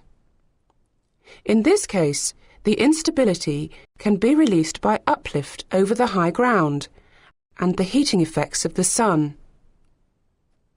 The vigorous convection takes place over the high ground, perhaps even leading to cumulonimbus development, with the associated hazards of hail, turbulence, icing, and thunderstorms. Examples of hill or mountain ranges that often cause lee effects are the Pennines in the UK, the Alps, and the Rockies. The best cases are when hills or mountains lie at right angles to the prevailing wind flow, so be careful when planning your flight to check the wind directions over any high ground, and if so, anticipate potential turbulence hazards. In the lesson on pressure systems, we looked at the basic concept of small-scale thermal lows or depressions. Examples of these are heat lows, which form over land in the day during the summer months, such as those we often see over the Iberian Peninsula. In winter, over bodies of water, such as the Caspian Sea and the Great Lakes of North America, we sometimes see the same effect. Here, though, the low pressure is created because in winter these water surfaces are warmer than the cooler surrounding land. In clear, cold conditions, low pressure will sometimes form over the sea or lake, with the effect being particularly noticeable at night when the surrounding land is at its coldest. It is the difference in temperature between the water and land that causes the formation of these types of heat lows. The weather that's associated with these thermal lows can vary greatly, but the increased warming in the depression and the low-level convergence of wind can result in very active convection. Particularly in summer over land, cumulonimbus clouds and thunderstorms sometimes develop with heavy precipitation, possibly even hail, turbulence, icing, wind shear, and poor visibility, all causing significant hazards to aviation. Another type of depression that occasionally develops is the polar low. Polar lows form in Arctic air masses when cold air moves towards the equator across warmer seas. They are relatively small in scale, both vertically and horizontally, but their effects can be very significant. With cumulonimbus activity, heavy snow showers, and strong low-level winds are possible. A typical place to find this type of depression is off the coast of Norway. They form to the northwest of Scandinavia and then move south as they get caught up with the flow. If they hit land, which is generally much colder than the sea at these latitudes, especially in winter, then they tend to lose their strength and fade away. Over the large continents in summer, we can find large-scale thermal lows developing. Because of their scale, they dominate the weather over a significant area. The best example of this type of low is the Asian monsoon low, which forms in summer off the Tibetan Plateau. Another large-scale feature, which is driven thermally, is the equatorial low-pressure belt, or intertropical convergence zone, ITCZ as it's also called. This effectively is a line of convective-type weather which circles the Earth, marking the thermal equator. The position of this moves throughout the year, oscillating north and south with the overhead sun.